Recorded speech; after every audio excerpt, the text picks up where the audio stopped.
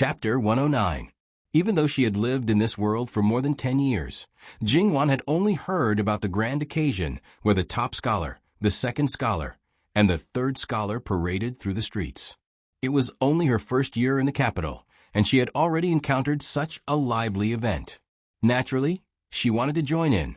It had to be said that in this imperial examination, there were 3 people in the first place, while the first, second, and third places were the real deal. Moreover, there was only one every 3 years. It was unlike his previous life, where there were many top scorers here and there. What were the second and third place scorers? He had never heard of them, and there were new ones every year. All right, he had to admit that they were also very good. However, in comparison, this imperial examination was much more difficult, right? All the examinees in the country from a few years ago, more than 10 years ago, and even decades ago, were all gathered together. It was like thousands of soldiers fighting over a single log bridge. As for the specifics, Jingwan had not personally experienced it, so she did not comment. She just watched and enjoyed it. Jingwan and the others came from the minister's residence, so they had already booked a good restaurant. Anyway, at this time, the people on both sides of the street, no matter what business they were doing, did not think about making money. They just wanted to watch the fun. As for the restaurants, tea houses, and private rooms, they had already been booked by the officials and nobles. Of course, they could take advantage of this to make a profit. After all, other than the private rooms, it was not easy to raise the price for the nobles. There was also the main hall below. At this time, even if the price was a little higher, no one would bargain. Even those jewelry stores, rouge and powder stores, as long as the second and third floors were basically occupied. Of course, most of these places were still occupied by women of high status. When they left, they would probably take away a lot of things that would make the shopkeepers smile from ear to ear. In the process of waiting, if there was nothing to do, they would eat some food, drink some tea, and chat idly. Because of special reasons, the place was only so big, but there were too many people watching the fun, so it was inevitable that they would share a place with others. For example, in this private room of the Luo family, there were many juniors of the Luo family's relatives and friends. Fortunately, relatives could occasionally meet each other, and there were many people, so there was no need to pay special attention to the boundaries between men and women. Even so, there was a clear distinction between men and women. Jingwan didn't know many of them. Thinking about it, after entering the capital, she spent more time with people outside and made more friends. Then, she gradually understood the reason. It was nothing more than a matter of status. Although her status was low compared to Sun Yijia and the others, her status was still much higher than these people. Even if her father's official position was about the same, she still had a grandfather who was a first-rank official. Furthermore, she was doted on by her grandmother. These were all things that raised her status. It was not an exaggeration to say that she was the most honorable girl in the Luo Shangshu. Usually, there would be people coming to the Luo family from time to time, but there were very few people who were worthy of being received by old Madame Luo personally. Madame Wang was more than enough to receive them. It was good enough to have the opportunity to meet old Madame Luo and greet her. After Jingwan entered the capital, she basically didn't have any free time. Therefore, old Madame Luo basically didn't let Jingwan come out to entertain these girls. Jingwan's reputation in the capital was now well known. It could be said that she was as famous as Sun Yijia and Ruan Fangfei, or even better than the two of them. However, her limelight was temporary. If she didn't do anything eye-catching for a long time, she would probably gradually be forgotten. Unlike the two of them, who relied on their own talents to accumulate over the years. The above was enough. It was enough for these girls to curry favor with and curry favor with her. Most of the girls actually didn't have any bad intentions. At most, they just wanted to use their friendship to increase their own value. This was very normal. As long as they didn't do it too deliberately, act too lowly, or have bad intentions, Jingwan could talk to them calmly. If she could meet someone who was compatible with her, she didn't mind having another little sister. Of course, after a round, Jingwan felt that she was thinking too much. After all, they were different from her. At least in terms of thinking, they couldn't be open and had a strong sense of hierarchy. When they talked to her, they always had a purpose and were very careful. Even if she didn't dislike them for being childish, there was no possibility of them becoming friends. Along with the faint sound of gongs and drums, the crowd began to boil. She's here, she's here. Everyone knew that the person they were waiting for had finally appeared. The older brothers of the Luo family were all there. Although it wasn't the first time they had seen such a scene, when the younger sisters went out, they were duty-bound to escort them. Because the girls were too excited, they all squeezed towards a window. Jingwan frowned slightly. It was better for her to step back a little. But because she was close to the window from the beginning, it wasn't easy for her to step back now. A hand reached out from the side, grabbed her arm, and pulled her in that direction. Jingwan raised her head. Seeing that it was her brother, she smiled and walked over with his strength. Because he was a man, the other girls who looked at him blushing and refused to look away subconsciously avoided him. Then, Jingwan smoothly occupied the best position on the man's side. Seeing Luo Jinghua do this, the other girls of the Luo family were also brought over one by one. They did it naturally and felt guilty for not doing anything. If you're a man, step back, Luo Jinghua said with a bit of a smile. Jinghua, you can't be like this. You can't disregard your brotherhood just to please your younger sister. That's right, that's right. The others also joined in, but they didn't have any ill intentions. Luo Jinghua lifted the corner of his mouth. The people parading the streets are all men. It's fine to let the girls see something new. What, do you want to throw down some sachets, handkerchiefs, or something like that? As soon as he said this, many people had goosebumps. Even if they wanted to join in the fun, they didn't dare to look. They all cursed Luo Jinghua. Speaking of which, Luo Jinghua didn't have to be polite to these brothers, who often hung out with each other. Laughing and scolding were common occurrences. One had to know that currently, even when facing his grandfather, Luo Peishan, he wasn't as angry as when facing his younger sister. Wherever his younger sister was, he had to protect and take good care of her. Everything else just stood aside. Jingwan covered her mouth and laughed. Her brother's character was really good. He was open-minded and didn't care about trifles. He was straightforward and didn't have many sneaky thoughts. After being with him for a long time, one would probably feel happy. However, one shouldn't think that he was especially naive and ignorant of worldly affairs. In fact, with his grandfather, Luo Peishan, teaching him from time to time, none of the brothers of the Luo family were good people when it came to serious matters. The group of young masters were all pushed to the back, so the girls in front didn't have to squeeze too much. Look, they're coming, a young girl at the side shouted excitedly. And Jingwan also saw them. They were tall horses with big red flowers tied together with red silk on their chests. The top scorer in the middle looked to be in his 30s. His facial features were very regular and square. It was said that one's appearance was born from one's heart. It wasn't completely unreasonable. This person gave others the feeling that he was, at least, an upright gentleman. On the top scorer, he looked to be in his 30s. Moreover, Jingwan could faintly see the shadow of Elder Jiang on him. Was he from the Jiang family? Needless to say, the top scorer on the right had a handkerchief, a sachet, and even some flowers that never stopped. Jingwan wasn't surprised that Chen Zhangmin could appear.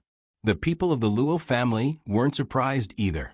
Third Miss Luo, you must have specially come to see the top scorer. A young girl at the side pretended to tease and said.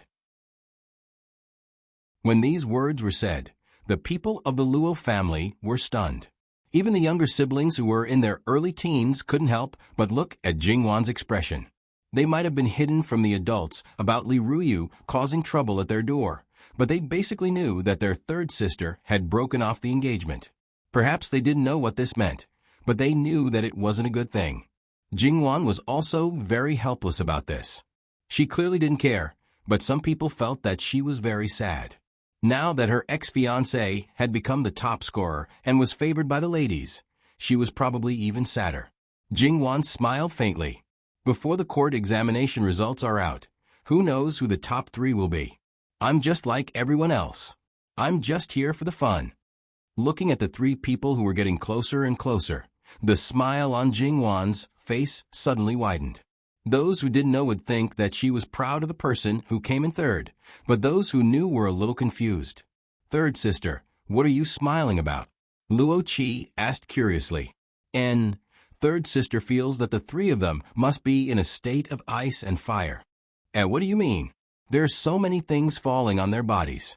It must be very painful, but they can't avoid it. They must be really happy. Is this considered a state of ice and fire? If third sister didn't mention it, I wouldn't have noticed. There are so many things falling on their bodies. If there are beads in the sachets and they don't pay attention, they might be bruised after the parade. Once these words were spoken, everyone looked at each other in dismay. In that case, this parade was actually a very torturous thing to do. Jingwan turned around and asked her brothers, "Are there any students who have failed the exam out of jealousy and vengeance, who purposely took advantage of this time to put stones in their sachets?" She asked her brothers curiously. "I don't think so," Luo Jingda said uncertainly. "But you can't rule out this possibility. Who knows? Because of the special occasion, those people will definitely be careful and only throw stones on their bodies. Little sister, I told you that you can only bear with it." So Luo Jinghua touched his chin. "If you have a chance, ask Jingmin." At this moment, there were screams coming from below. It seemed that Xie Yuan's nose was bleeding. Could it be? Jingwan covered her mouth with a brocade handkerchief. Did she have the potential to jinx it? The parade stopped, and it seemed that Xie Yuan was seriously injured. Several brothers of the Luo family came forward, and some girls spontaneously stepped back. Luo Jingda looked outside carefully. It seems that someone is deliberately making trouble. Jingwan also noticed that it was not only Xie Yuan who was injured. If Jingwan was right, Qin Zhengmin should have been hit the most. It was just that he was not unlucky enough to be hit on his face. He seemed to be holding something in his hand. Although there was no expression on his face, the veins on the back of his hand were almost popping out. It seemed that he was really angry, or maybe he was really in pain. Qin Zhengmin was 16 years old. There were many people in their 40s and 50s in the spring examination. There were even some in their 50s and 60s. They had worked hard for many years, but still failed. Seeing them in high spirits and Qin Zhengmin's success at such a young age, it was inevitable that he would feel unbalanced. The rational ones might just feel jealous in their hearts and leave sadly.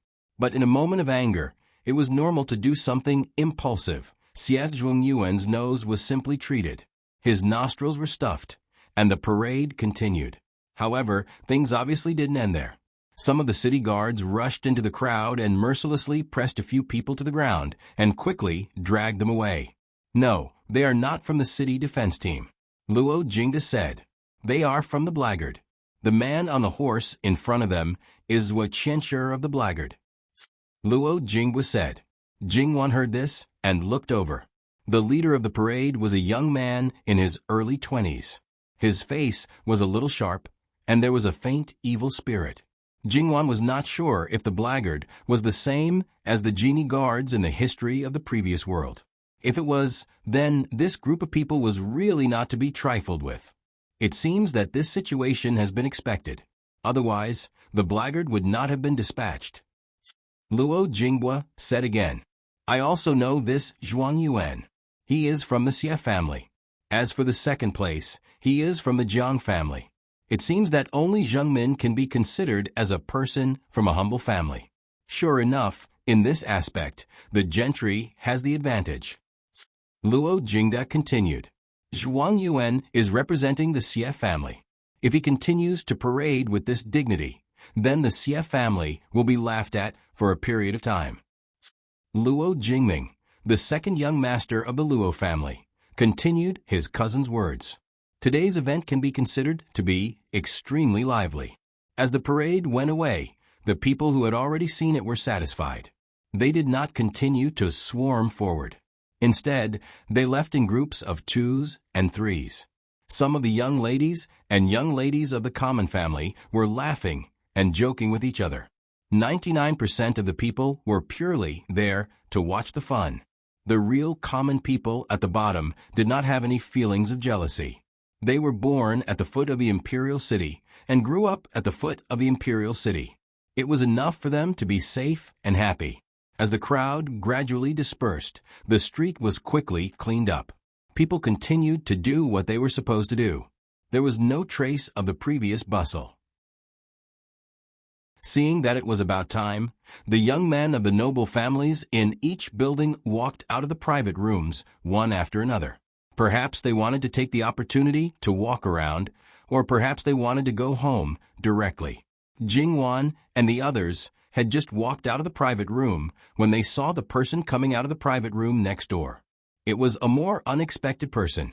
It was Ruan Fangfei, the youngest daughter of the Prime Minister of the Cabinet. She was still so gentle and elegant. Those who followed her were probably her nephews and nieces. Perhaps the youngest one was her grandnephew? After all, Ruan Ruizong was much older than Luo Peishan. Luo Peishan's great-grandchild was already in his mother's belly. It was not strange for Ruan Daran to have a great-grandchild. Jingwan was a bit embarrassed. The Prime Minister, who looked amiable and would snatch the treasure of the heart, like other people, was also a typical example of an old cow nibbling on young grass.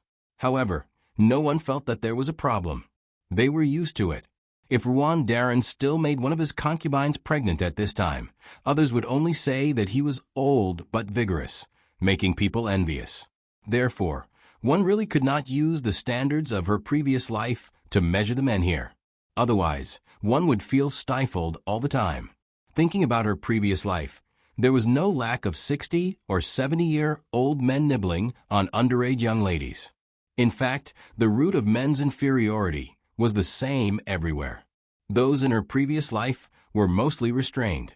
The etiquette and rules of inferior first, then superior, were the same everywhere. After Jingwan and the others greeted them, Ruan Fangfei and the others also followed suit and greeted them. However, there were a few people who looked arrogant with their noses up, seemingly disdaining to pay attention to them. Jingwan did not pay attention to these people. Although Ruan Ruizong was the Prime Minister of the Cabinet, his age was there. How many more years could he sit in that position? As an official of the same court, father, son, grandfather, and grandson could not all be third-grade officials. And within the same clan, there could not be more than 3 third-grade officials. Could the Ruan family immediately have someone enter the 3rd grade after Grand Elder Ruan retired? If it was possible, it was only one person. As for the others, when their uncles were promoted, compared to when their grandfather was still in the position, it was a completely different matter. Under the same roof, they would become 2 families. Naturally, their value would plummet. Ruan Fangfei was the same. If Grand Elder Ruan suddenly retired or disappeared, would she still be the moon surrounded by stars? Jingwan felt that Ruan Fangfei's eyes were always on her. Although there was a slight smile on her face, her eyes made people uncomfortable. The key was that the others did not seem to feel it. On the day of Great Elder Princess's birthday, the flower that my father brought back died the next day for some reason. My father was very distressed. Miss Luo, do you know the reason? Ruan Fangfei suddenly said. What other reason can it be? The lowly thing can't adapt to our mansion. A person behind Ruan Fangfei immediately made an excuse disdainfully. Xiao, what nonsense are you talking about? Shut up. The beauty's face darkened, but still had a different beauty. The young man immediately shut up and begged Ruan Fangfei for mercy with a smile. Jingwan knew very well that even if she ignored the flower, it could live for 10 days to half a month. It was impossible for it to die in one night. There was only one reason. That was, it was man-made. However, in the Ruan family, who dared to touch Lord Ruan's things? Jingwan thought of Ruan Fangfei's previous guess. Was she really that kind of person? Ruan Fangfei noticed that the way Jingwan looked at her changed slightly. Did she feel something? That was more interesting. She would definitely be more interesting than those people who died without knowing anything. She was gentle, kind, open-minded, and steady. In her father's words, She was a phoenix among men, far better than herself. She just didn't know that such a person would one day lose her reputation. Oh, right, it was a scandal that she had done herself. She didn't know if those people who praised her would be heartbroken because of her misjudgment. That scene must be very good. The smile on the corner of her mouth became more obvious.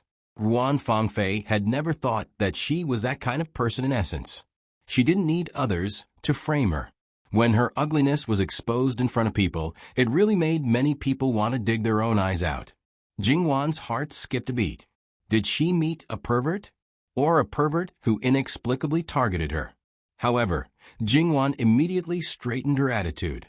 In her previous life, she had encountered a lot of things in the last few years. She had met many different kinds of people. If she really met one, she would just deal with their moves as they came. Who was afraid of who? The others probably didn't notice the back and forth between Jingwan and Ruan Fangfei. Towards the Ruan family's words, there were naturally people who were angry, especially Luo Jinghua, who had a sister complex now. A lowly thing that was also brought back by the Grand Secretary. A lowly thing that was fancied by your grandfather. What do you mean by this? Are you questioning your grandfather? Or is it that in your eyes, your grandfather is also a lowly thing? You. That youth's face flushed red in anger. Xiao Wu, I told you to shut up. Sorry, Miss Luo, young Master Luo. My nephew is not sensible. We definitely didn't mean that. We simply wanted to ask Miss Luo if you know the reason. Ruan Fangfei apologized very sincerely. The Luo family's faces relaxed.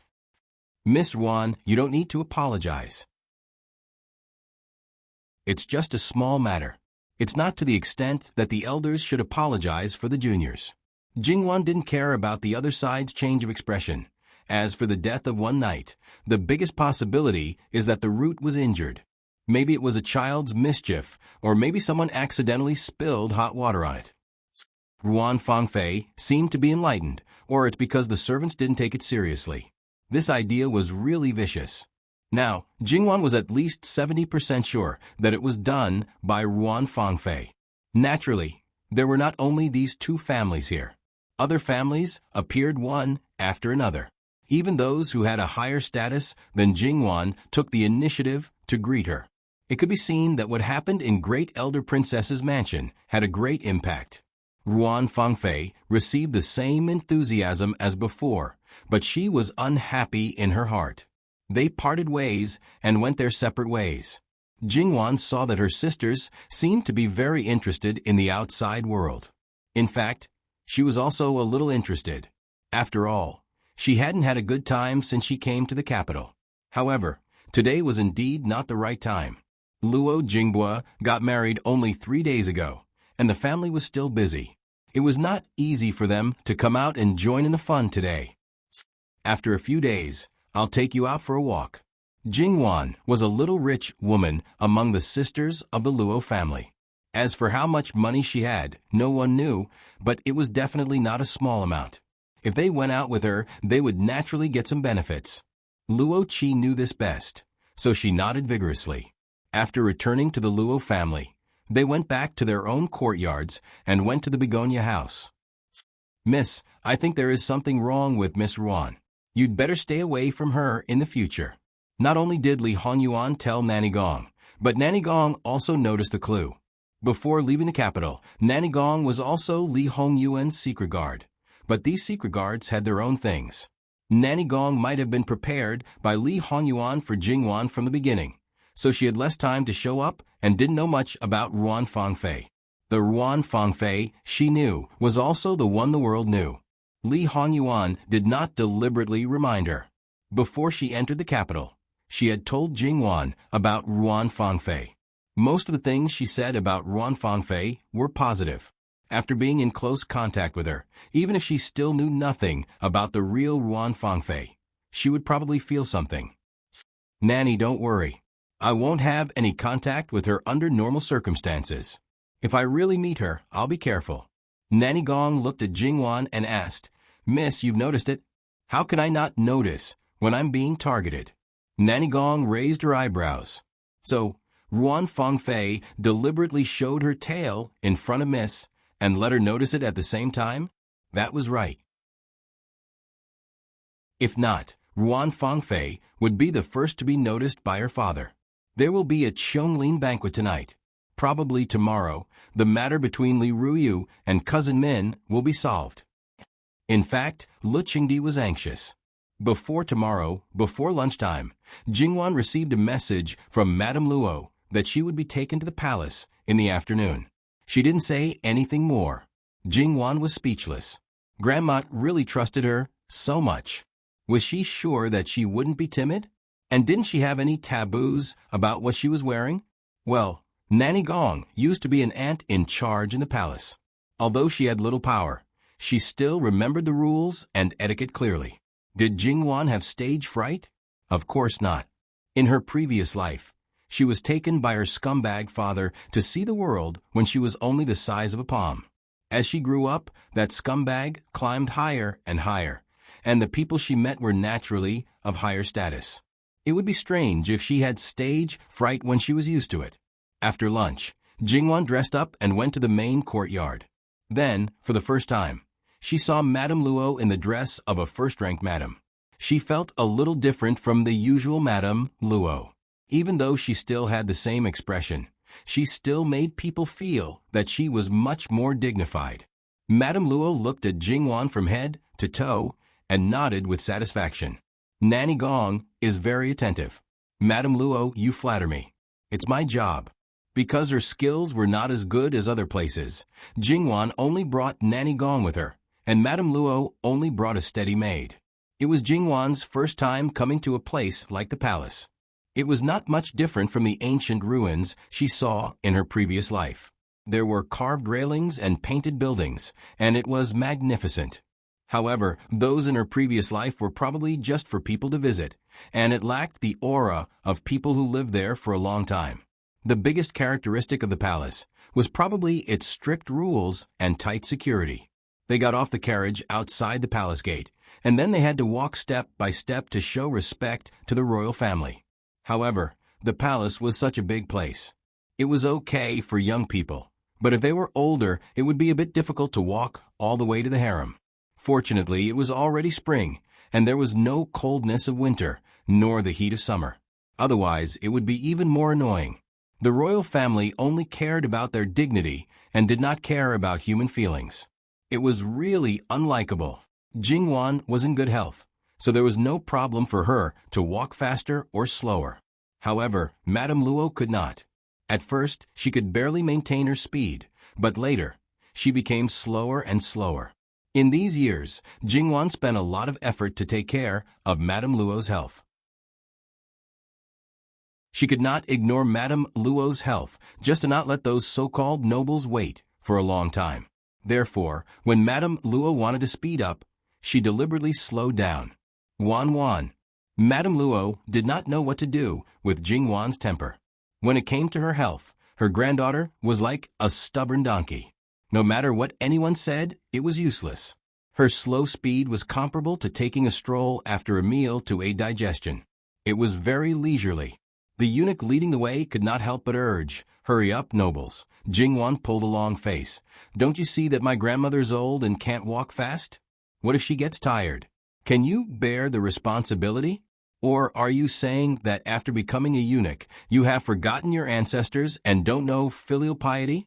Even if you don't know, the words of respect for the elderly set by the founding ancestor are just empty words? Nobles, and so on, what can they do? If they can't wait, they should prepare the sedan earlier.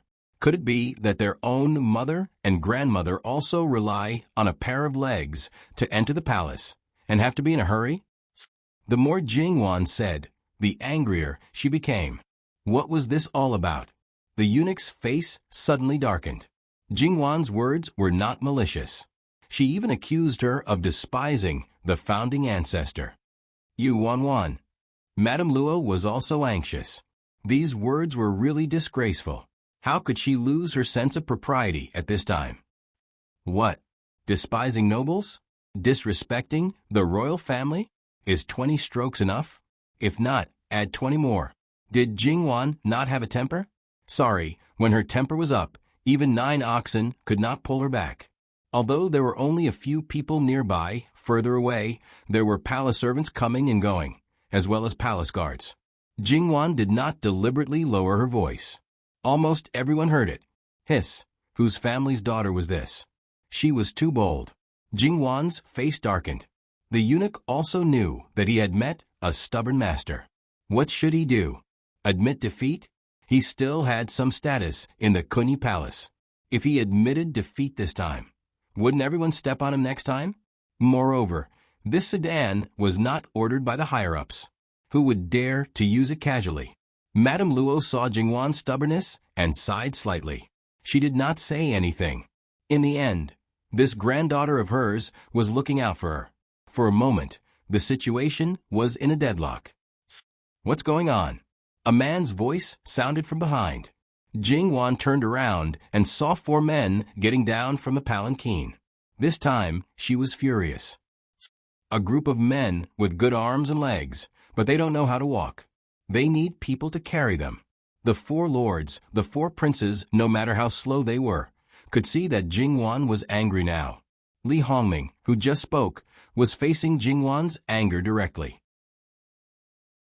To be honest, from birth until now, except for Lu Chengdi and noble consort Su, no one had been angry with him. Those who dared to be angry with him would not do so easily. The rest, needless to say, were harmful.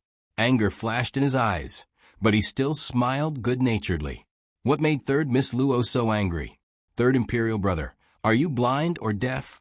Li Hongyuan's pleasant voice sounded. However, sorry, Jingwan did not feel it at all. Which palace are you from? Don't you prepare a sedan to welcome Madame Luo into the palace? The eunuch who was glaring at Jingwan earlier suddenly became a soft-footed prawn and knelt on the ground with a plop. Replying to Wang Ye. This servant is from Kunyi Palace.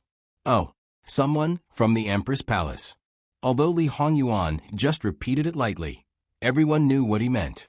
Li Hongming temporarily forgot Jingwan's big disrespect, and Li Hongyi's expression was good. He did not think that his mother would make such a mistake. He took a few steps forward and kicked her. Cheap servant, you really have guts. You dare to accuse the Empress. Tell me, which palace are you from?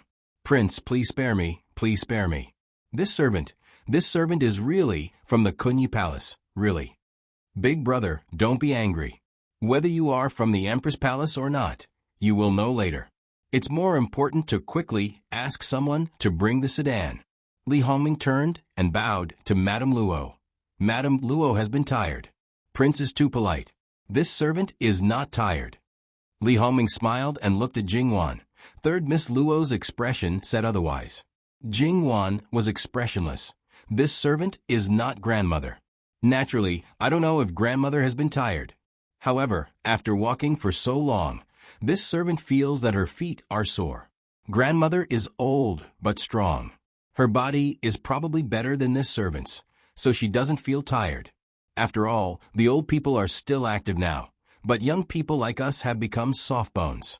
Walking a few more steps will tire us to death. Li Hongming choked on his sobs. It was fine if that bastard Li Hongyuan scolded him openly and secretly. He could pretend that he didn't hear it. But now that he was being scolded indirectly by a little girl, he had to endure it. It's all because of the palace's incompetence that Miss has been tired. I will definitely punish them and strictly enforce the palace rules. Those people from Kunyi Palace are pretending to be good people. What are they?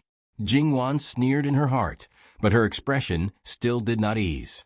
Li Hongyuan snickered inwardly. Wanwan was really becoming more and more likable. That angry appearance was really like an angry kitten. Her little claws scratched and scratched, causing people's hearts to itch. This ability to slander others with her mouth was really taught by this prince. However, one day, he must let her scold whoever she wants. She can point at the other party's nose and scold them until they don't dare to say a word. Moreover, she doesn't need to beat around the bush. The matters in the palace are handled by the Empress and Mu Fei. Now that there are no courtiers, 3rd Imperial Brother doesn't need to pretend for anyone. You don't feel tired. Lao Lu, Jingwan seemed to have heard the sound of Rui Qinhuang gritting his teeth. She shot a glance at Jin Qinhuang. Living a life of suffocation and humiliation, going to curry favor with others in exchange for affection. It was better to live a happy and carefree life, acting recklessly and oppressing others. This living king of hell was considered to have done this to the extreme. Unfortunately, not many people had his capital. Just at this time, another person hurried over with 2 small palanquins. Without saying a word, he directly knelt down to beg for forgiveness. Wang Ye, it's this old servant's dereliction of duty. In a moment of carelessness, this old servant has made a mistake. Wang Ye, please punish me. This was the steward of Kunyi Palace, and was deeply trusted by the empress. Li Hongyi naturally would not punish him. Just as he was about to appease him, the living king of hell spoke again. Since it's like this, then hand this matter over to the steward of the inner court to investigate. As a person of the empress palace, doing something like neglecting a court official's wife can be resolved with a word of dereliction of duty. You all did not do your job well. Not only did you implicate the empress' reputation, but you also gained the reputation of being lax in governing. If you all are not removed and replaced, wouldn't it be difficult to establish the empress' dignity? Li Hongyuan, you. Li Hongyi's gaze was as if he wanted to eat Li Hongyuan alive. What? Does eldest imperial brother have an opinion about Ben Wang? Or is it that Ben Wang said something wrong? Jingwan slightly raised her eyebrows.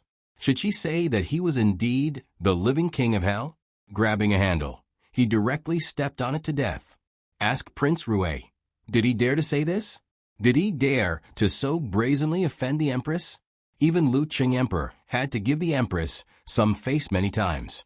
Even if the people of the empress palace were in the wrong, it was also handed over to the empress to deal with. The steward of Kunyi Palace directly collapsed to the ground. He had a grudge with the steward of the inner court. This time, even if he didn't die, he would lose a layer of skin. He regretted it. He shouldn't have allowed his subordinates to plot against each other just because he received benefits. Originally, this kind of thing had happened before, but as a woman with a title, in the end, she could only grit her teeth and persevere. She apologized, and the other side naturally wouldn't shout for her master to come forward. This kind of thing didn't only happen in Kunyi Palace. However, today he met Jingwan, this kind of person who didn't care about anything and made a scene because she loved her grandmother. He also ran into the hands of the living king of hell, so he completely fell. Prince Kong was angry, Prince Rui was happy, and Prince Gong pretended to be mute from beginning to end. He probably thought that Li Hongyuan was helping imperial concubine Su. In fact, if you make Ben Wang's wife unhappy, you can go die. This was the real reason. Halfway through, they parted ways. Several princes went to see Lu Qing Emperor. Jingwan and old Madame Luo's group went directly to Kunyi Palace. It could be assumed that this matter had already been known by many people. There were a lot of people in Kunyi Palace. Not to mention the main imperial concubines. There were also many imperial concubines, and even a white-haired old prince, who was said to be a character of Lu Qing Emperor's grandfather's generation. The empress was also a person who could put down her status. After Jingwan and old Madame Luo bowed, she directly apologized to old Madame Luo. As for the matter of her being replaced, she didn't even frown and didn't mention a word. You're the Luo family's third miss? You're really a beautiful girl. The empress smiled gently. In the depths of her eyes, there was an unknown shock. It could be said that she had been raised to be an empress since she was young, but this little girl had the self-restraint that she had after being an empress for several years. Most importantly, this was not something that was cultivated, but something that was naturally brought out from her bones. Isn't that so? This empress also likes you very much. Imperial concubine Su said with a smile. The corners of her eyes were completely open. She was naturally charming, but there was also a trace of heroism, causing her entire aura to be fully released. She was not inferior to the empress. So what if the nobles wait? Did you say that? The originally peaceful atmosphere was broken by a sentence. Jingwan looked in the direction of the voice. This was the first time she saw such a naturally resentful face. The corners of her eyes were drooping, and the corners of her mouth were drooping. There were crow's feet at the corners of her eyes, and her eyes were cloudy, but she still looked like she had just cried. How could this kind of appearance enter the imperial family? Yes, this subject said so. You're quite bold. All right, the little girl was just angry and didn't choose her words carefully. Besides, we have nothing to do. We haven't dealt with the emperor yet, and Princess Consort Chung and her daughter haven't entered the palace yet. So what if we wait? We're already so old. Why are we still arguing with a little girl? The white-haired old prince spoke. Many of his teeth had fallen out, so his speech was uneven, but he spoke slowly, showing his excellent manners. The dignity of the royal family cannot be undermined, I said. That's enough. The old prince glanced at the old princess consort, telling her to shut up. The other sisters-in-law of the same generation, and the younger niece-in-law, all curled their lips in disdain. She always talked about the dignity of the royal family, but the only one who could truly represent the dignity of the royal family was the emperor. His son and the empress had some status, but the others who were gradually drifting away from him were not the same. If she wasn't Emperor Li's elder, how could she have the right to sit here? Dream on. It was mainly because Li Ruyu's scandal this time was too embarrassing. Now that they knew, they could not ask. In fact, they just needed to listen. They didn't have the right to interrupt. Then, Princess Consort Chung and Li Ruyu arrived. Jingwan glanced at Li Ruyu. She didn't look too good, and her clothes weren't the usual flamboyant red. Was she pretending to be pitiful? When she met Jingwan's eyes, she instinctively wanted to curse. Little. Fortunately, she realized where she was and swallowed it back. It seemed that it was easy to change mountains and rivers, but hard to change a person's nature. A beating was too light. However, after that, Li Ruyu was exceptionally well-behaved. She had no choice but to be well-behaved. Everyone's gazes landed on her. They were like knives that wanted to slice her alive. A young lady like Li Ruyu couldn't take it. She couldn't stop trembling. His Majesty has arrived. Li Ruyu was immediately thrown aside, and everyone stood up to welcome him. Emperor Lustrodin, followed by the 4 people Jingwan had met before, and 2 older princes, Prince Chung, Luo Peishan, and Chun Jingmin. Chun Zhongmin, who was walking at the back, saw Jingwan at first glance. He secretly clenched his fists, then relaxed them, looked away, and lowered his eyes. After Emperor Lu sat down on the main seat, everyone knelt down to greet him. Emperor Lu hurriedly asked them to get up. He first asked the granduncle, who was a little inconvenient to move, about the food, clothes, and whether the servants served him well. Jingwan could feel that Lu Chengdi was genuinely concerned about his elders and was not acting. After a while, Emperor Li's eyes fell on Jingwan. After looking at her for a while, he suddenly laughed. I didn't know that you, little girl, are so bold and have a bad temper. You also know that you will be beaten if you don't respect the imperial family. Tell me, should I beat you or not? Whether you beat me or not, it all depends on your Majesty. You are the boss. Everything is up to you. I asked you, but you threw it back to me. But since you dared to say that 20 is not enough, I think you are not afraid of being beaten. Your Majesty, not being afraid is one thing, not thinking is another. This subject's daughter is not afraid of being beaten, but I don't want to be beaten. Little girl, you are quite cunning. For the sake of you finding me a few talents, I won't beat you. Thank you, Your Majesty. Don't be in a hurry to thank me. I am also doing it for the sake of your filial piety. I heard from your grandfather that when you were in Qi and Manor, you personally took care of your grandmother. It is really commendable that you can do this at such a young age. Grandmother dotes on me and protects me. She treats this subject's daughter like a pearl and a treasure. Then, this subject's daughter should take care of grandmother. According to what you said, if your grandmother didn't treat you well, would you not be filial to her? Your Majesty, if this subject's daughter said that this subject's daughter is still filial to her wholeheartedly, even though grandmother trampled this subject's daughter like mud, would you believe it? This subject's daughter has always believed that the feelings between people are mutual. If only one party gives and the other party is indifferent or even ignores it, then sooner or later, one's heart will be cold. This subject's daughter does not think that she is a foolish, filial person. Perhaps I will still do my part, but that is from the perspective of an outsider. For example, if grandmother is ill and I don't take care of her by her bed, but hide far away and copy Buddhist scriptures, saying that I am praying for grandmother's well-being, who can say that I am not? If I don't ask her what medicine she takes or what diet she eats, and only ask a few perfunctory questions when paying respect to her, won't others be able to blame me? Lu Chengdi narrowed his eyes and stared at Jingwan for a long time. Jingwan herself didn't feel anything, but the people around her broke out in a cold sweat for her. What she said was really against filial piety, but as she said, who could say that she was wrong? Lu Chengdi suddenly smiled. "Girl, you really dare to say that?" This subject's daughter knows that these are all facts. There is nothing that I dare not say. That's not right. There are some facts that few people dare to say. When Lu Chengdi said this, both his tone and expression were a little cold. Some people present had cold sweat on their backs. What Jingwan said was exactly what they did.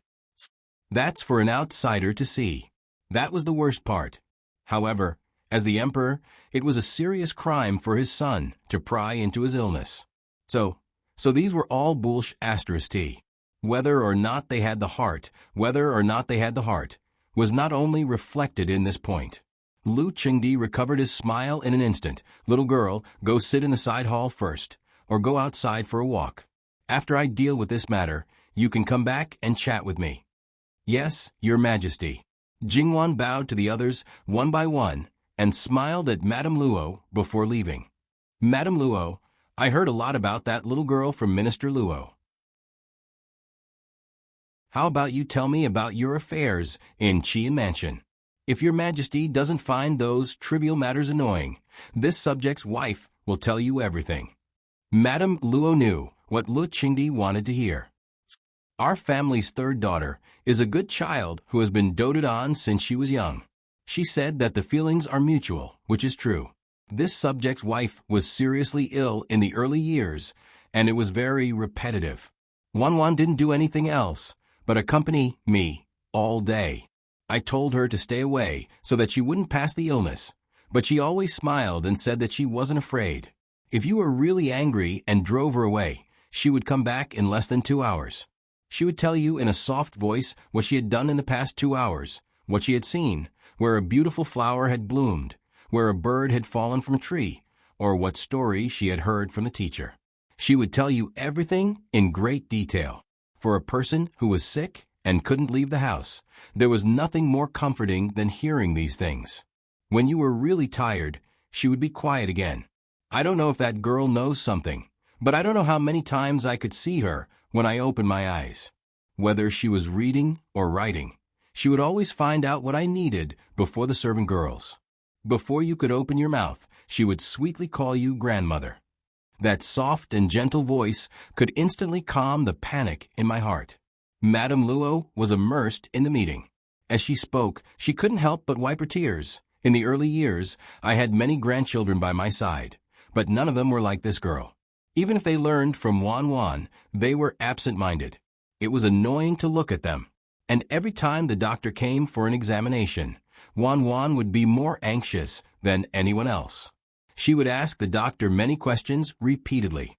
Sometimes the doctor would be impatient, but she would still keep a straight face and chase after the doctor, making the doctor afraid of her.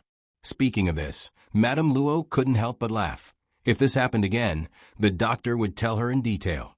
Wanwan always remembers what should be done, what shouldn't be done, what can be eaten, and what can't be eaten. She knows better than anyone else. I always told her that these things were left to the servant girls, and she didn't need to do it. But she said that she would only do what she could do. Moreover, how could a servant compare to a relative? That's right. How could a servant compare to a relative? This subject believes that this subject's health improved because Wanwan played a far greater role than those medicines. As Wanwan slowly grew up, this subject could also walk outside. She would follow by your side and gently hold your hand. It was said that sick people were easily capricious. Sometimes, after walking for 2 steps, they would feel tired and not want to walk anymore.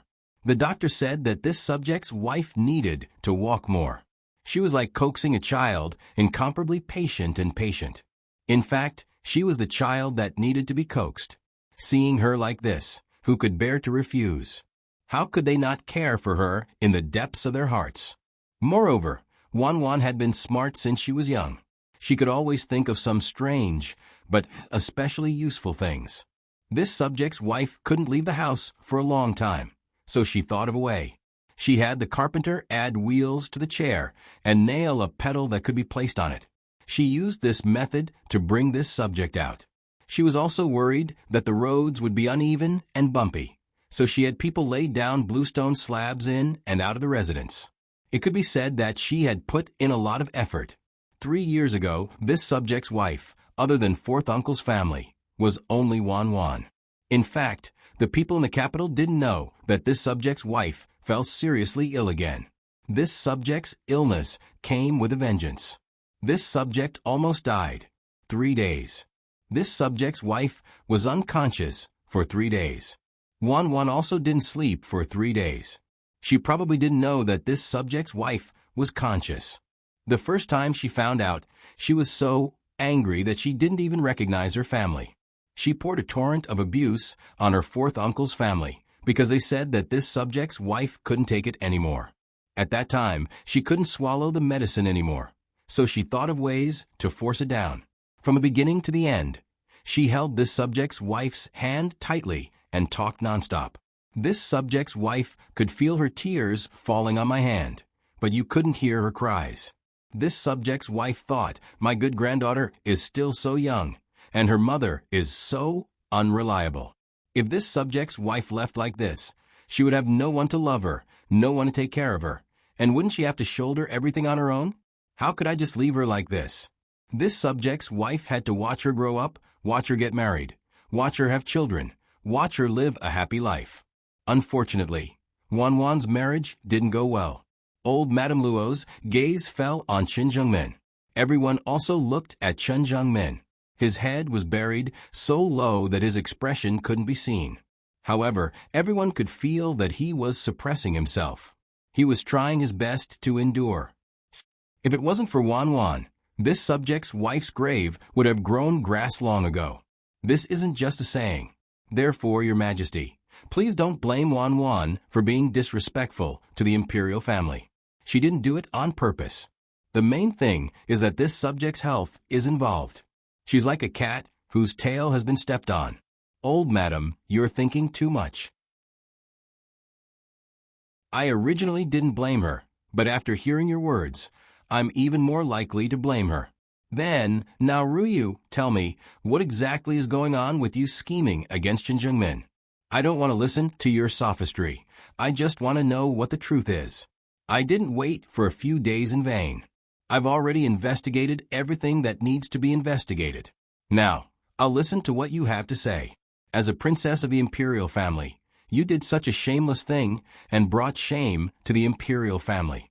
If you still dare to lie, you'll be punished even more. Digression. https://www.bicken.com/11/11807/6653021. HTML. We will deal with it as soon as possible. After reporting, please wait patiently and refresh the page. Please remember the domain name of this book, www.bicken.com, Bikuga mobile reading website, mbicken.com.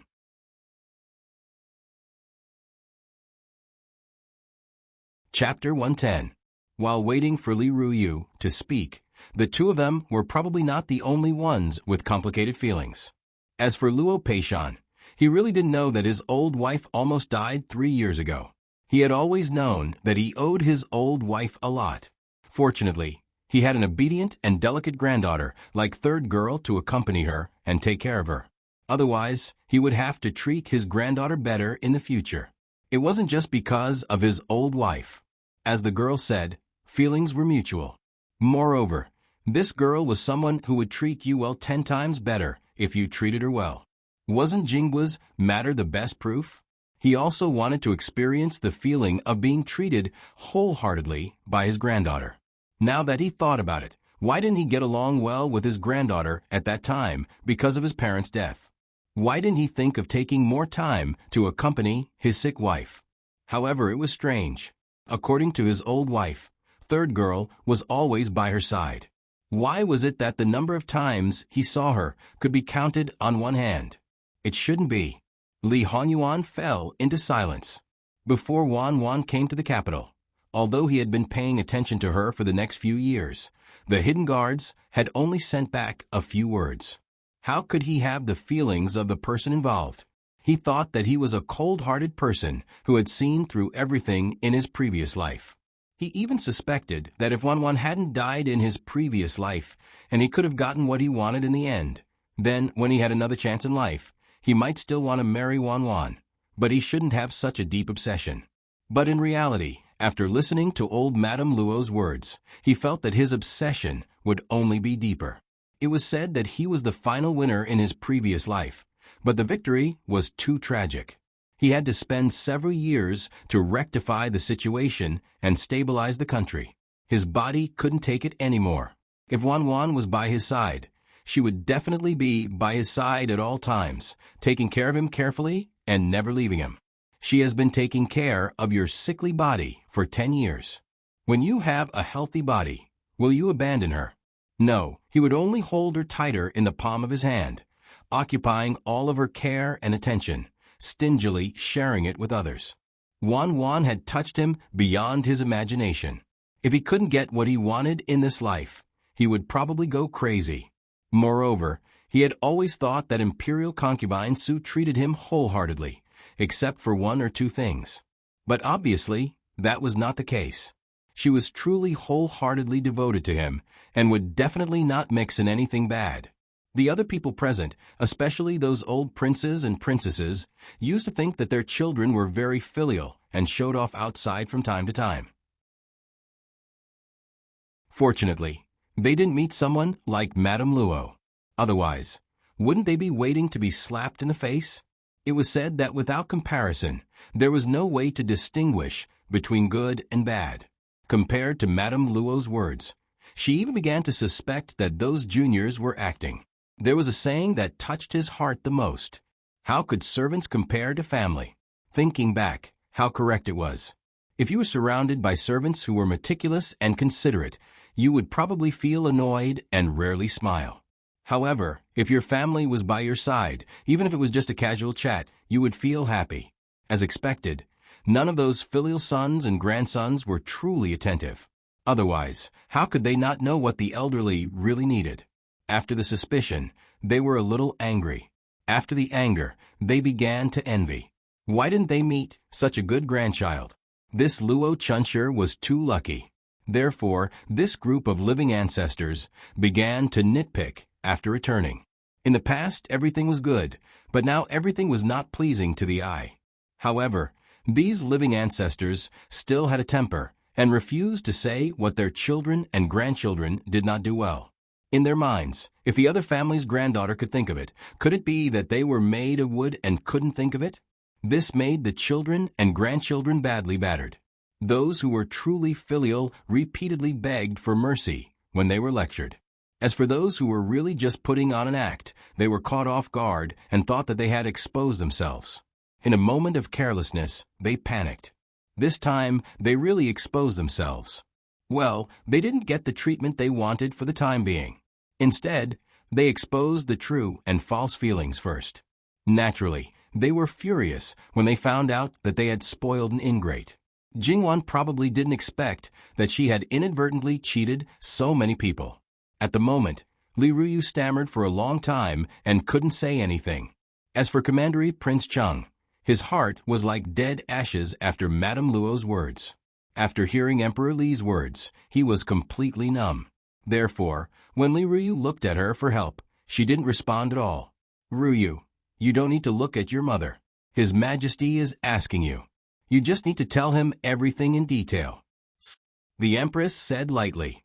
She didn't speak harshly, but the women in the harem all knew that she had completely given up on Li Ruyu and didn't intend to help her at all. They thought in their hearts that she was really heartless. However, if they were in her shoes, they would also give up Li Ruyu without hesitation in the current situation. It was a pity that they couldn't use this matter to attack the Empress. However, the Empress had suffered a great loss today. Tears began to fall from Li Ruyu's eyes. In the harem, Lu Qingdi had seen a lot of women cry. They looked pitiful, pear blossoms in the rain, stubborn and aggrieved. Those were his women. When he had the intention, he would coax them. Li Ruyu was nothing. She was just his niece. Originally, he was busy with government affairs and had to solve these trivial matters. Moreover, there was Jingwan in front of him. Now that he saw Li Ruyu like this, he became more and more impatient. Enough. If you don't want to say it, I'll make you unable to say it in the future. It's not my fault. It's not my fault. Li Ruyu repeated this sentence as she cried. And it was this sentence that seemed to convince herself. It's all that little bitch Luo Jingwan's fault. If it weren't for her, Brother Lin wouldn't dislike me. She stole the person I like. Why can't I steal her fiancé? The more she said, the more she felt that she was right. In the end, she even shouted loudly. Everyone looked at each other in dismay. Madame Luo's face was livid. She only thought that Wan had embarrassed her. She didn't expect that it was such a groundless accusation. Wait, Ruyu, who is the Brother Lin you mentioned? Is there a fourth person involved in this matter? Your Majesty, Ruyu is talking about Yilin. The Empress dispelled Emperor Lu Qingdi's confusion. The Luo family's girl stole Yilin? What kind of nonsense is this? Your Majesty, Princess Ruyu is purely slandering. When I first entered the capital, I took my granddaughters to Duke Ding's manor as guests. Because Third Miss has been infatuated with flowers since she was a child. When she was talking about flowers with the young miss in Duke Ding's manor, Sun Bingbai accidentally overheard it. Hearing that Sun Bingbai was also someone who loved flowers and plants very much, he probably said a few words. At that time, Princess Ruyu wanted to beat and kill him, without the slightest bit of a girl's upbringing. Princess Ruyu insulted and hurt people first, so my granddaughter was angry and humiliated her. Because of similar matters, Princess Ruyu has laid her hands on quite a few young ladies. Sun Bingbai has long hated her actions to the core. On the spot, he declared that even if he became a monk, he would not take Princess Ruyu as his wife. However, Princess Ruyu blamed this on my granddaughter. This is simply unreasonable. Madame Luo's sharp gaze stared at Li Ruyu. A girl's reputation was greater than the heavens. How could she let others ruin it? Now that Madame Luo has mentioned it, this prince also remembers. Li Ruyu, this prince seemed to have told you to stay in seclusion for 3 months to learn the rules. Jumping out so early, are you ignoring this prince's words? Li Honyuan said in a somewhat cold voice. Li Ruyu almost reflexively trembled and shrunk into a ball. TSK, look at you, and you call yourself a princess? Li Hongyuan's tone was very cold and disdainful. Lu Qingdi glanced at his evil son. In fact, he still didn't understand. Why did this evil son come to join in the fun? Shouldn't he be the most impatient with this kind of trivial matter? Shut up. Li Honyuan looked back at Lu Qingdi indifferently and then looked away. He gave his father face and didn't speak again. Just because of this, you sacrificed your virginity to scheme against Qin Zhengmin. Lu Qingdi felt very speechless. Was there something wrong with his brain? When he looked at Li Ruyu's expression, it really was because of this. At the start, Qin Wangfei only thought that her daughter had a grudge against Miss Luo, or that she liked Qin Jingmin. After all, Li Ruyu changed her servant girls frequently. The 2 servant girls on the day of the incident didn't know the reason, and only knew that Li Ruyu was scheming. Now, she just wanted to open Li Ruyu's head and see what she was thinking. Qin Zhengmin, what do you want to say?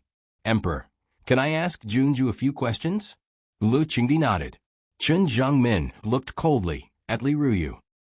Did you hear Sun Bingbai say that he likes Third Miss Luo?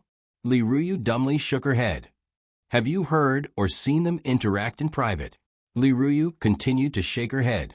So, just because they both like flowers, you think that Sun Bingbai likes her? Without her, Sun Bingbai will marry you sooner or later. This time, Li Ruyu first nodded and then shook her head. My mother said that I can never marry Lin Gage. Since I can't get what I want, Luo Jingwan, that fickle little bitch, what right does she? Shut up. Chen Zhengmin said coldly. Then he suddenly laughed. His laughter was icy. Everyone could feel it. He wanted to reach out and strangle Li Ruyu. But because he still had his reason, he didn't do such a thing. After all, it was a serious crime to murder the imperial family. Chen Zhengmin had originally thought that there was someone else who had coveted Biao made a scheme against him. The most likely person was Sun Yilin. It seemed that he had thought too much. Junju, I only know today that there is someone as stupid as you in the world. You did such a thing to scheme against me. Why didn't you scheme against Sun Bingbai? If you succeeded, wouldn't you be able to get what you want to marry him? Why did you scheme against me? You broke up Biao Mei and me, and then you might let Sun Bingbai and Biao Mei get together. So you are so selfless when you admire someone. Even if you have to sacrifice yourself, you want him to find someone he likes? Chen Zhengmin felt that it was not easy for him to not make a move now. This time, Li Ruyu was completely stunned. She seemed to have realized that her actions were not only not appeased, but also, how could she be so stupid? And the same question appeared in everyone's mind. Damn, how could this person be so stupid? In fact, when Li Hanyuan was scheming against Chen Zhengmin, his final idea was to strip Chen Zhengmin and Li Ruyu and throw them together. Then he would let someone catch them red-handed. However, in order to reduce the trouble in the future, he wanted Li Ruyu to understand Chen Zhengmin first. He also needed an excuse to put the blame on Li Ruyu. In the end, this person was too smart. The person he sent changed his mind at the last minute to see if he could induce her to do it herself. Haha, not only did she do it, but she also did it to the extreme. This result was really unexpected. Alright, Li Hanyuan only needed to send someone to see how things went. Princess Chung stared blankly at her dazed daughter. She actually gave birth to this idiot? Could it be that she was swapped after she was born? If she really had the courage to scheme against Sun Yilin, she might even praise her. Then, she would work hard to marry her back to Ding General Manor. But this idiot, Prince Chung, was also in a mess. He wanted to dig a hole and bury himself. Chen Zhengmin wiped his face helplessly. Chen Zhengmin, Your Majesty, I was tricked by such an idiot. Does it mean that I am also hopelessly stupid? Lu Qingdi wanted to nod, but when he thought of Chen Zhengmin's talent and the articles he wrote, there were not many smart people in the world if he was really an idiot. He coughed dryly. As the saying goes, people make mistakes and horses stumble. You probably didn't expect this to happen. It's pardonable that you were careless. But my cousin and I have broken off the engagement. A single mistake could lead to everlasting regret. How could Lu Qingdi not see that this guy was deeply in love with Miss Luo? So now what do you think? Can I ask your majesty to kill Li Ruyu? Can I ask your majesty to grant a marriage between my cousin and me? Chen Zhengmin stared at Lu Qingdi. Lu Qingdi was speechless. Did he need to ask? He was not a child. Could he say something more reasonable? Li Hanyuan just thought that he would let bygones be bygones and let him go for the sake of marrying an idiot. But at this time, he still dared to covet his wife. If this could be tolerated, what else could be tolerated? No. Then I will marry her, Chen Zhengmin said with an extremely indifferent expression. But everyone knew that Li Ruyu would not have a good life after marrying him. An enemy who ruined a good marriage. How could you expect him to treat you well? There was no such good thing in his dreams. No, I don't want to marry him. No matter how slow Li Ruyu was, she could feel Chen Zhengmin's hatred for her. Even if she was a commandery princess, he had no respect for her. If she married him, she would end up miserable. Isn't it too late to say this now? Lu Qingdi said coldly. Why didn't you think about the consequences when you did such a shameless thing? If you don't want to marry, you can either become a monk or die suddenly. Chen Zhengmin doesn't want to marry you. If you die, everything will be over. Li Ruyu immediately shut her mouth. As the saying goes, a bad life is better than a good death. Monks of the imperial family would be expelled from the family, just like ordinary monks. Moreover, there would be a special place to watch over them. Because they were members of the imperial family before they became monks, they were more likely to be abused. This was because the people who watched over them could get pleasure from abusing them, who were of noble status. Was this the end of the matter? No, of course not. As a member of the imperial family, Li Ruyu enjoyed the honor of being a commandery princess, but she did not cultivate her body, did not cultivate her character, did not follow the rules, did not have decorum, and was easily angered. She was irritable and impulsive, and even more shameless. She ruined her chastity, ruined her reputation as a commandery princess, and brought shame to the imperial family. Commandery Prince Chung. No, Your Majesty, you can't do this. You can't. Oh, what Li Ruyu cared about the most was her commandery princess position. It should be said that all those who were inferior to her, including Sun Yijia and the others, were all cheese. She did not dare to say it out loud only because she could not provoke Sun Yijia and the others. Now that she had become a commandery princess, tch in her mouth, how could she bear it? Moreover, to a certain extent, the status of those who were demoted in the imperial family was actually lower. They all had the same mentality. How satisfying it was to trample on those who were once noble. Moreover, Li Ruyu was notorious, so she would only be trampled on more severely in the future. Those who were bullied by her would find ways to bully back. It was not that no one could say no to Lu Qingdi, but that person was definitely not Li Ruyu. Therefore, as soon as she opened her mouth, she was directly blocked by the palace servants of Kunyi Palace. Lu Qingdi coldly glanced at Li Ruyu, clearly showing her what it meant to have the power of heaven that could not be swept away. He then looked at Commandery Prince Chung with hostility. Commandery Prince Chung, you enjoyed the salary of a commandery prince, but did not think about improving your family. You did not teach your adopted daughter well. Today, you are demoted from Commandery Prince Chung to Duke. I hope that you will teach your children more in the future. If similar things happen again, you will be severely punished. This subject thanks Your Majesty for your grace. Commandery Prince Chung knelt on the ground and did not get up for a long time. He was not as stupid as Li Ruyu. At this time, if he obediently accepted the edict, perhaps he could save some face. If he disobeyed the edict, he might be demoted to the bottom. This will end here. Dismissed. Lu Qingdi stood up and walked to the imperial granduncle. The old prince hurriedly stood up, and Lu Qingdi reached out to support him. Thank you, Your Majesty. Imperial granduncle, you're too kind. I've troubled you to come here today. As a member of the royal family, it's natural that this kind of thing happened to the royal family.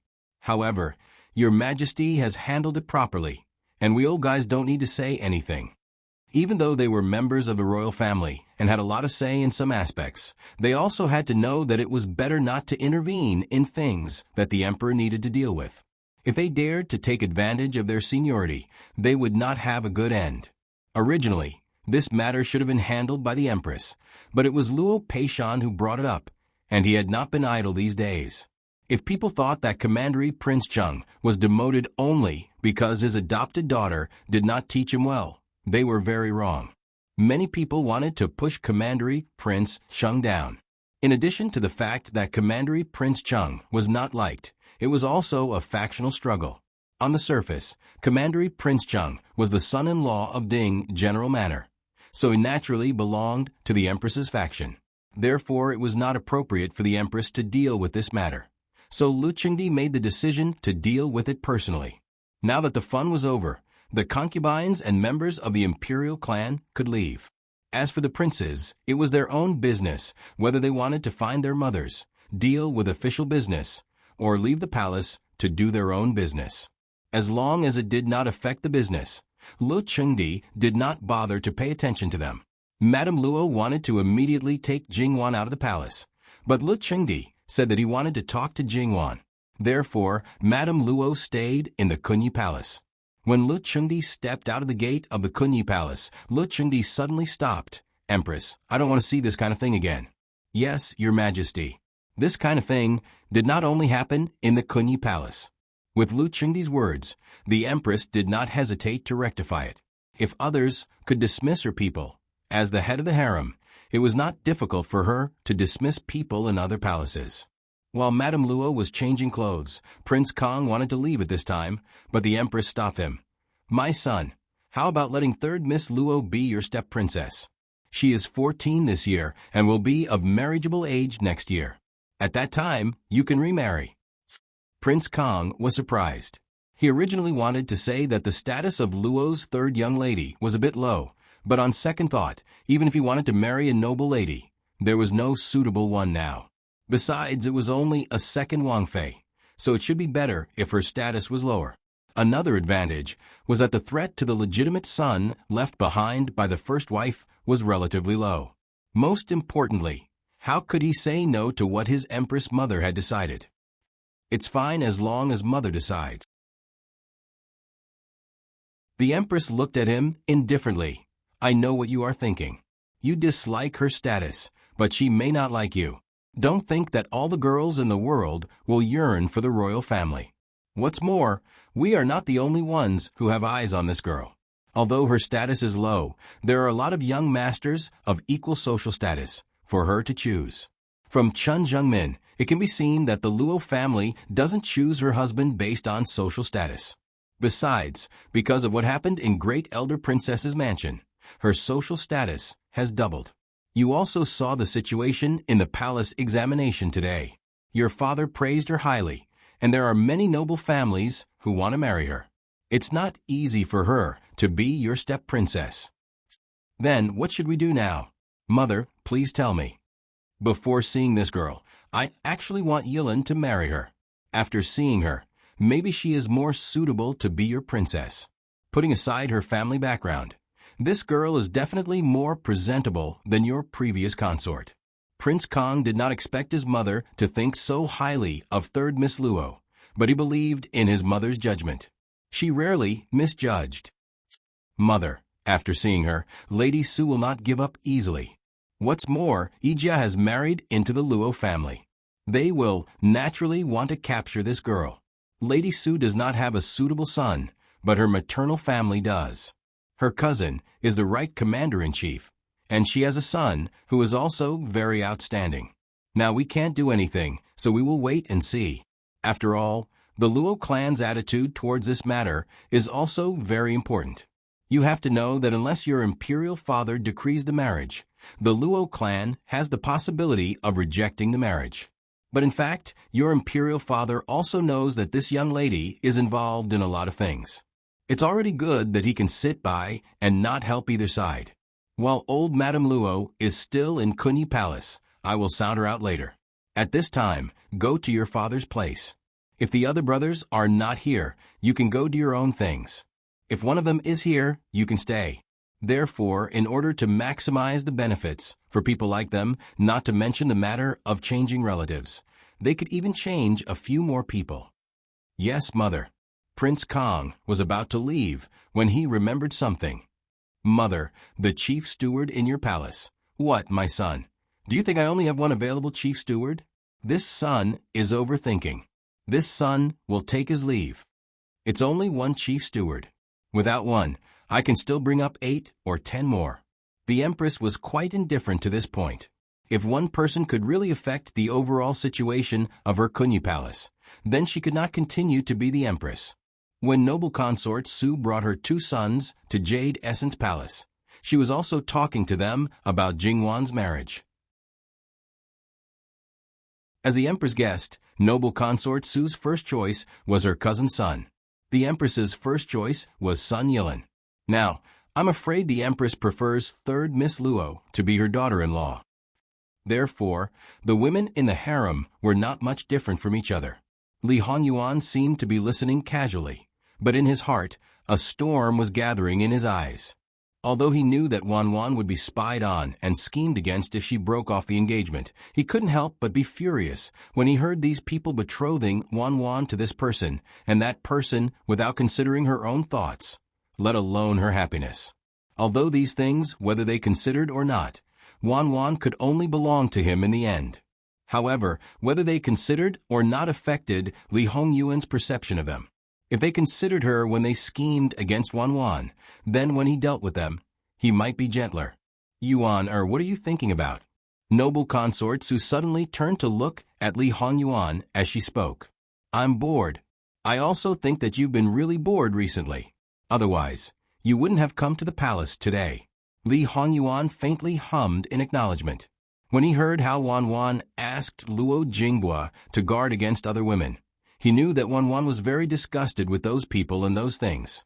He felt that even if he was just putting on a show, he should try his best to reduce the number of people in the courtyard. Although he didn't mind Wan settling accounts with him in the future, those people might delay the time when he won Wan's heart. However, after thinking about it carefully, he realized that since he learned that Wan was going to the capital, he hadn't played 7 Days of Love. It turned out that he didn't need to reflect deeply on himself and subconsciously restrained himself. When did he, Li Hongyuan, become so obedient? Very good. He found another reason for Wan to compensate him. Yuan, how about letting third Miss Luo be your princess consort? Noble consort Su said with a smile. Mother. Li Hongming subconsciously wanted to stop her. This matter couldn't be done like this. Noble consort Su glanced at him, and Li Hongming could only shut his mouth. Li Hongyuan didn't react. Mother, do you want to become enemies with Luo Shangshu? It mainly depends on whether you like it or not, Yuan. Everything else doesn't matter. It's just that this girl's status is still a bit low. If her father sits in the position of a fourth-rank official, then let Luo Shangshu retire early and promote her father. Everything will be fine. Unfortunately, however, she can still be your consort. In front of the throne, this son's everything is not important. The most important thing is to win the support of the courtiers. The implication was that he should shut up and not make such meaningless jokes. He only needed to wait for his father to take the initiative to grant him and Wan's marriage. Before that, he only needed to clear the obstacles for himself and Wan, then clear them. See, it was just a matter of a sentence. How simple. Simple? Damn, there were too many people watching Wan. It would be very tiring to deal with them one by one. It wasn't simple at all. Wan's current situation was much more complicated than in his previous life. At that time, he didn't know the specifics, but at most, the Chun family would break off the engagement in 2 days. Princess Chun Jungmin still had some say, but she was unknown. It was only a month later that she was suddenly schemed against and set up a second fiancé. Then, she got married not long after she became of age, and it was when the man was in mourning. However, she didn't have to wait for another 3 years. Speaking of which, at that time, the Luo family actually wanted her to wait for 3 more years, right? Why did they let her get married at that time? There must be a reason behind it. Unfortunately, Li Hongyuan basically didn't know about Wan at that time and didn't pay attention to her at all. How could he know the reason? Old Madame Luo's words indeed have an impact on Yuan, right? Noble consort Su sighed softly. Li Hongyuan frowned slightly and looked at noble consort Su. Imperial Mother is thinking too much. It's not like I can't feel how Imperial Mother treats me. There's no need for Imperial Mother to use this method to prove anything. Yuan, Imperial Mother first wants the best for you. Everything else can be considered later. Li Hongyuan glanced at Li Hongming. Sacrificing the interests of your own son to fulfill the love of your adopted son. It's no wonder your biological son always thinks that you're biased towards your adopted son. You've already done those 2 things. What's the point of doing these things to this extent? Imperial Mother, you don't have to worry about me. Noble consort Su smiled. That's right, Yuan, Imperial Mother heard that you asked for a secret skin-nourishing recipe from the Luo family's 3rd young miss, and prepared to give it to Imperial Mother. Imperial Mother has been waiting, but I haven't seen it until today. I forgot. Li Hongyuan said indifferently. Noble consort Su covered her mouth and laughed because she felt her son's awkwardness. That Luo family's third young miss is really too much. If you didn't ask her for it, she wouldn't have taken the initiative to give it to you. She took the initiative to give it to me? Does she still want her reputation? All right. Remember to give it to Imperial Mother to try.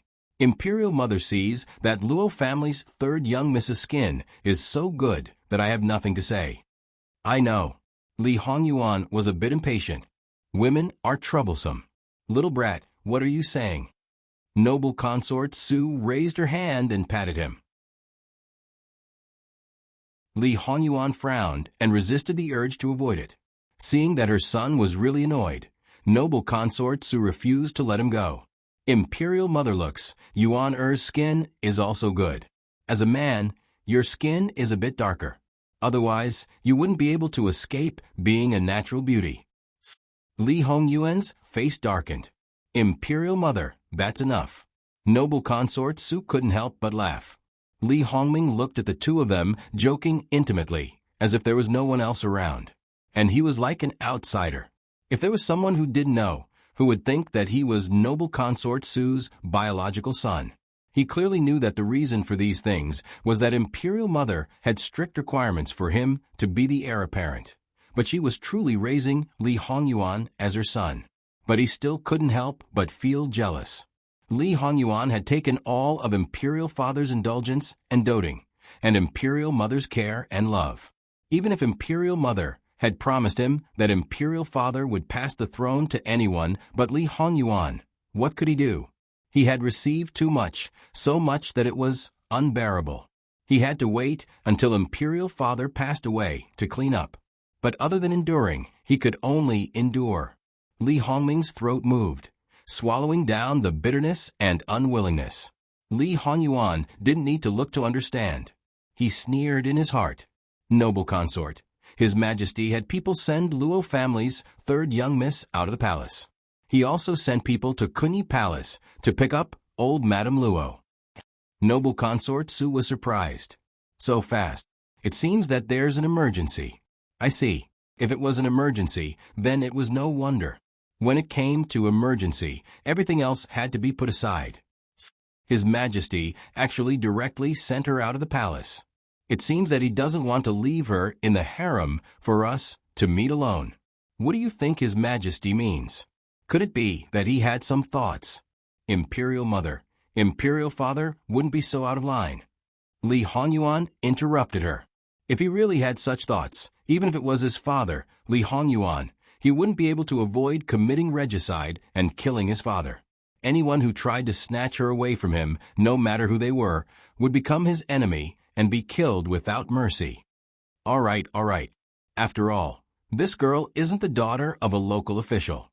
Your Imperial Father hasn't held a draft for many years. The young and beautiful girls in the harem were basically sent here by the local officials. Noble consort Su said with a cold smile. That's why I say that women are troublesome.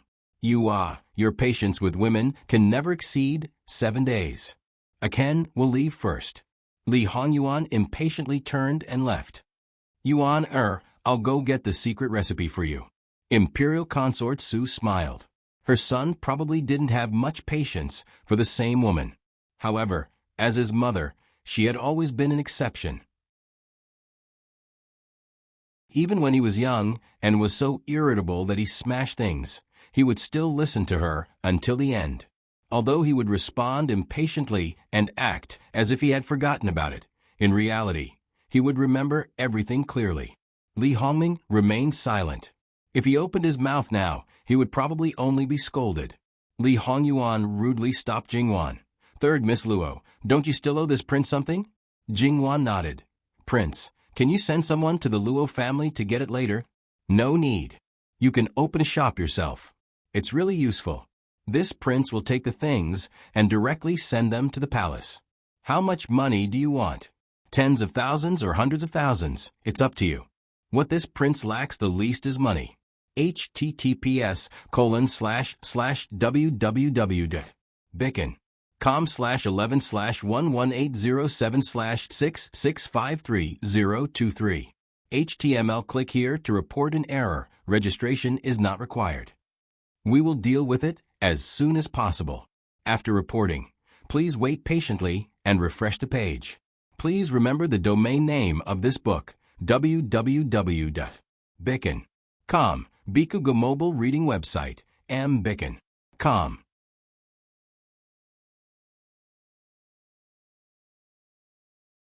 Chapter 111.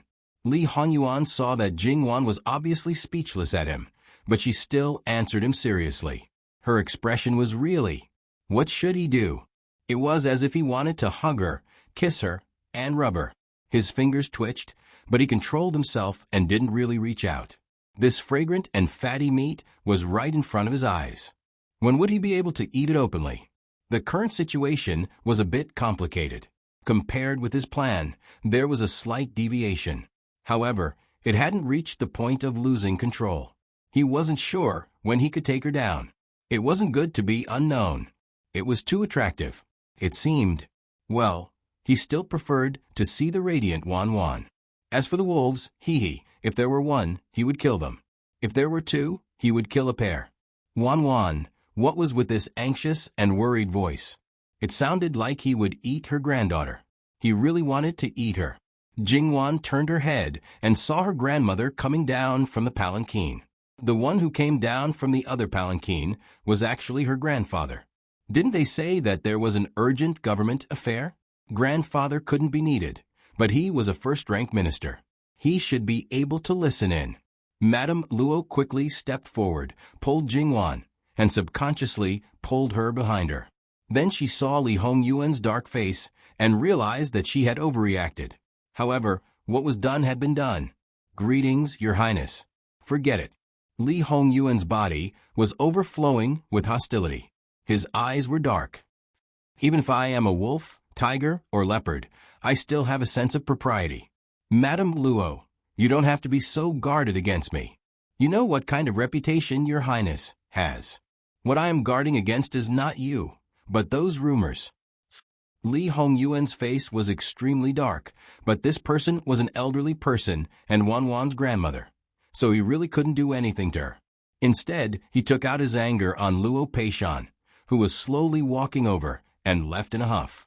Jingwan stood behind her grandmother and actually felt very happy.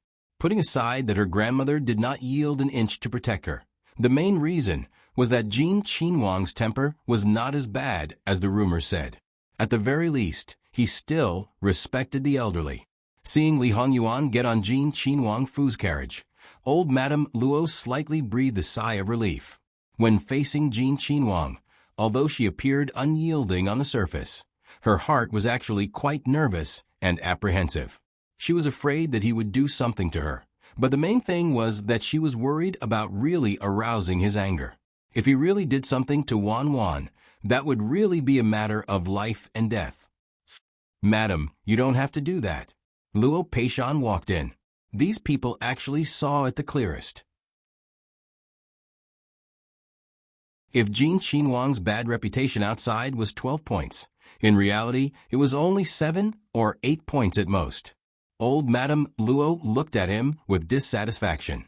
Is this what this concubine is worried about? I am worried about being seen. All right. Once the third young lady was involved, he would have to stand aside beside his old wife. Luo Peishan also felt that he was in the wrong. He silently stroked his beard and looked at Jingwan. Why did Jin Qinhuang look for you? The matter of the secret skin nourishing recipe. Luo Peishan nodded. At that time, he was also present, so naturally, there was no need to ask. Let you give the recipe to him? No, probably because he found it troublesome. Jin Qinhuang let his granddaughter directly open a shop and buy the finished product for him. And this is also good. If Jin Qinhuang spends money to buy it, I believe that other people will not reach out for it. Third girl, you don't have to suffer a loss. But there's one thing that is not so good. If something goes wrong in the middle, third girl, the responsibility you bear is too big. The harem is originally a place of trouble, and there is not a single day of peace. Opening a shop is also not a simple matter. I have never done this before. The most troublesome thing is that it is hard to find a master who can make the rouge and powder. Moreover, Wan uses flowers and plants, and also needs to be planted in a large area. I'm afraid that this will not be done in a short time. Old Madame Luo followed up. Grandfather and grandmother don't need to worry. In fact, I have already thought about it. It will be fine as long as we transfer all the responsibility. Luo Peishan's eyes lit up, and old Madame Luo more or less understood Jingwan's meaning. Wan, you mean, when I go back and make some finished products, I will write down the recipe. Then, I will go to Rouge Pavilion. What kind of place was Rouge Pavilion? Even Luo Peishan, a big man, knew about it. Just from the name alone, one would know that it was a place that specialized in selling rouge and powder. There were shops in all the big and small cities in the entire Qi Yuan dynasty, and even in the surrounding countries. The concubines in the harem, except for some of their own secret recipes, all used rouge and powder from Rouge Pavilion. It could be said that Rouge Pavilion was really famous all over the world. Jingwan cooperated with Rouge Pavilion, so it could be said that even if something went wrong, she would have no responsibility at all. She did not have to worry about the workers, the flower fields, or anything else. The only thing she had to do was to come up with the recipe and then sit back and collect the profits. Our third girl is so smart. You came up with a solution so quickly. Jingwan smiled. Grandfather, you flatter me. In fact, I had this plan for a long time, but I didn't find the time. Now, the timing is just right. You are really not polite. Aren't you afraid that they will not agree? Jingwan smiled and looked meaningfully at Madame Luo. Grandfather, do you think they will not agree? Madame Luo reached out and patted her. You are getting more and more outrageous. You even dare to make fun of your grandparents? Jingwan immediately dodged nimbly and jumped behind Luo Peishan. She stuck her head out and said with a smile, Grandfather, am I wrong? Luo Peishan looked at Madame Luo's face. Not only did she have fewer wrinkles than her peers, but she also didn't have those spots. He stroked his beard and said with a smile, You're right. Jingwan smiled even more happily, but Madame Luo couldn't help but blush. She spat at Luo Peishan. Old man. Luo Peishan also couldn't help but laugh. His wife was in good health. Although his children and grandchildren were a little unsatisfactory, they were all okay overall. Moreover, he had such a lovely and obedient granddaughter like third girl. He had been in a good mood recently and was full of energy. And to be able to have such a good life today, what more could a husband ask for? Girl, let's go. Let's ride together with grandfather today. Grandfather, you don't have to go to the Ministry of Rights Yamen and can go straight home. And you can go straight home. Since that was the case, Jingwan didn't say anything else. As for why he didn't have to participate in the urgent government affairs, that wasn't something she could ask. Thus, she directly took Luo Peishan's arm and supported him like she usually did with Madame Luo. Grandmother, then I will go with grandfather? Madame Luo looked at Luo Peishan's very satisfied expression and couldn't help laughing and nodding. Madame Luo got into the Luo family's other carriage, but Mama Gong didn't follow. Instead, she chose to follow Luo Peishan's carriage. After the accident at White Dragon Temple, Mama Gong didn't dare to be careless in the slightest. Even if they were in the city, it was impossible to prevent an accident when it happened. Luo Peishan's manservant didn't dare to see a middle-aged mama follow the carriage while he sat next to the coachman. Thus, he obediently gave up his seat and walked by himself. Mama Gong glanced at his small body that wasn't very strong. Walking back from here, was he sure he wouldn't be tired and out of breath? However, she didn't refuse. The manservant was puzzled by her gaze, but he felt that there was something wrong with the mama's gaze. Your mama is very conscientious and loyal. Luo Peishan nodded in the carriage. Isn't that the person you found in the capital? Yes, your eldest aunt found her. She put in a lot of effort. Luo Peishan said lightly. As for the daughters-in-law, they naturally had very little contact. It was already good enough that they didn't confuse the daughters-in-law when they met. Eldest aunt is naturally good. Luo Peishan didn't comment. She wasn't his biological daughter, so it was good enough that she put in half of her effort. To find someone who was good in all aspects was a stroke of luck. It was also his third daughter's luck that she should have such a person by her side. There was a battle at the border, but it shouldn't be serious. Grandfather couldn't play any role in it, so he took the initiative to ask the emperor to leave early. The emperor let Min Gear stay. Luo Peishan suddenly said. When Luo Peishan told her this, Jingwan wasn't surprised. That's cousin Min's good fortune. Is the girl unwilling? Unwilling? No, there's nothing to be unwilling about, and there's nothing to be unwilling about. Even if cousin Min has a bright future, and I'm poor and miserable. If it's not meant to be, then don't force it. If you insist on what doesn't belong to you, then you're just asking for trouble. If there's anything bad about you, girl, it's that you're too rational and think too thoroughly. If you don't try to ask for some things, how do you know that it's not meant to be in your life? Grandfather's words are right, but your granddaughter's nature is lazy. I don't want to ask for things that slip away from my hands. Grandfather, you should think this way. If it's gone this time, maybe there will be something better that will come to you. That's reasonable. If you're really poor and miserable in the future, then the heavens are really unfair. Grandfather, don't say that. The heavens can't control so many people. Moreover, it's possible that people's fate isn't controlled by others at all. If everyone's fate isn't good and they blame the heavens, then how innocent is the heavens? Luo Peishan laughed heartily. You're a girl with a pile of logic. Grandfather can't win against you. I'm just speaking the truth. Fine. Grandfather won't argue with you.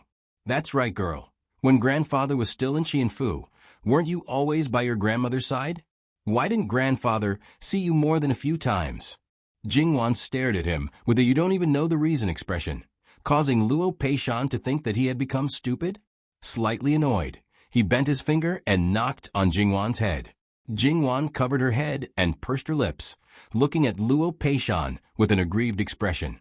Luo Peishan thought that he had hurt her and was somewhat regretful. Girl, my good granddaughter, does it really hurt? Grandfather wants to take a look? Jingwan giggled as she dodged. No, I'm just playing with you. But grandfather, you can't hit me next time. All right, I won't hit you. Grandfather isn't as smart as our family's Wan. Wan, tell grandfather the reason. Granddaughter was just thinking that grandmother should want grandfather to accompany her more. When you're around, all the other irrelevant people should naturally disappear. Don't you think so? Jingwan blinked. How old were you at that time? How could you think of such things? Luo Peishan looked incredulous. Granddaughter couldn't think of it. But didn't our second branch have a ready-made one? My mother couldn't wait to stick to my father all day long. If my father didn't go out on a day, she would definitely send me away early. Jingwan didn't blush at all when she pushed the blame to her mother. Besides, she wasn't lying. Her mother had really done such things before, and it wasn't just once or twice. That's why granddaughter thought that grandmother must be the same. Luo Peishan's old face was both red and black. He was red because he didn't even realize that such a young granddaughter could think of such things. He was black because those two bastards, they didn't care about you when you were so young. They only knew how to be lovey-dovey all day long. Fortunately, you were a director. Otherwise, you would have been led astray by them. Jingwan thought that she had to be sensible. She wasn't really a child at that time and didn't want to be blinded by her parents. She couldn't make a scene, roll around, and refused to leave as a third wheel. Even if she was a daughter, it was still annoying. Jingwan hurriedly smoothed her angry grandfather's hair and diverted Luo Peishan's attention. However, Jingwan was even a little gloating when she saw that her grandfather was going to hold a grudge against her father. She was afraid that it would have nothing to do with her father anymore. At that time, she also suffered a lot of psychological damage. Those 2 days were spent in front of flowers and under the moonlight. She was lonely at a young age and had no one to accompany her. Luo Jingyu was also born, but even if she could barely overcome her dislike of her stepsister, She did not want to play with real children all the time. Occasionally, they could be considered teasing and teasing, but often, they would play together and cause her to break down. Therefore, now that her father was going to be punished by her grandfather, she couldn't be blamed for being unkind. Along the way, they talked and laughed. Putting aside the unhappiness, Luo Peishan felt particularly comfortable. She was really a considerate little cotton-padded jacket. Madame Luo could hear Luo Peishan's laughter in the carriage behind them and smiled unconsciously. However, when she thought of the Empress's intention, the smile on her face faded and her eyes were covered with haze. If Emperor Lu Qingdi didn't send people, she was afraid that she didn't know how to deal with the Empress. Why couldn't those people be more peaceful? Why did they have to use anyone who was beneficial to them as a pawn? Couldn't they have a little bit of humanity? Thinking of this, Madame Luo laughed at herself. Did she expect those people to have a little bit of humanity? She was really old and confused. Back at the Luo family, Jingwan went back to her small courtyard. Luo Peishan didn't go to the front study, but followed Madame Luo to the backyard. Obviously, he had something to say to Madame Luo. Obviously, Madame Luo also thought of the same thing. So, what they wanted to talk about was actually very clear. Quickly find another person like Chen Zhengmin and get engaged? Obviously, this was unrealistic. Maybe it would anger those concubines and princes. After all, Chen Zhengmin's situation was different from the one that was hastily decided. The former was already decided in advance. It wouldn't make people angry, but it would only make people feel pity. The latter was obviously done deliberately to stop them. It was so obvious that they disliked them. Were they looking for death or seeking death? Maybe they would do something unreasonable. Whether it was for Jingwan, for the Luo family, or to not implicate the innocent, Jingwan's marriage couldn't be decided easily, let alone at will. However, to let Jingwan's marriage become another competition between those people. Whoever won would have the final say. Madame Luo was extremely angry, and Luo Peishan wasn't any better. However, they were powerless. Their thin arms couldn't break the other party's thick legs. Fortunately, it was Jingwan. She did what she was supposed to do. If it was another person, who knows how many times she would cry. Jingwan was in a good mood. She was preparing the things to take to Rouge Pavilion. There were still some things that she had finished before, and there were also a lot of semi-finished products. Now, it didn't take too much time. She could go to Rouge Pavilion tomorrow. When Jingwan was done, her wet nurse brought 2 servant girls to see her. She said that they were bought not long ago and added 2 more servants to Jingwan's place. Now, these 2 were just brought for Jingwan to take a look. If she wasn't satisfied, they would be sent elsewhere and replaced with someone else.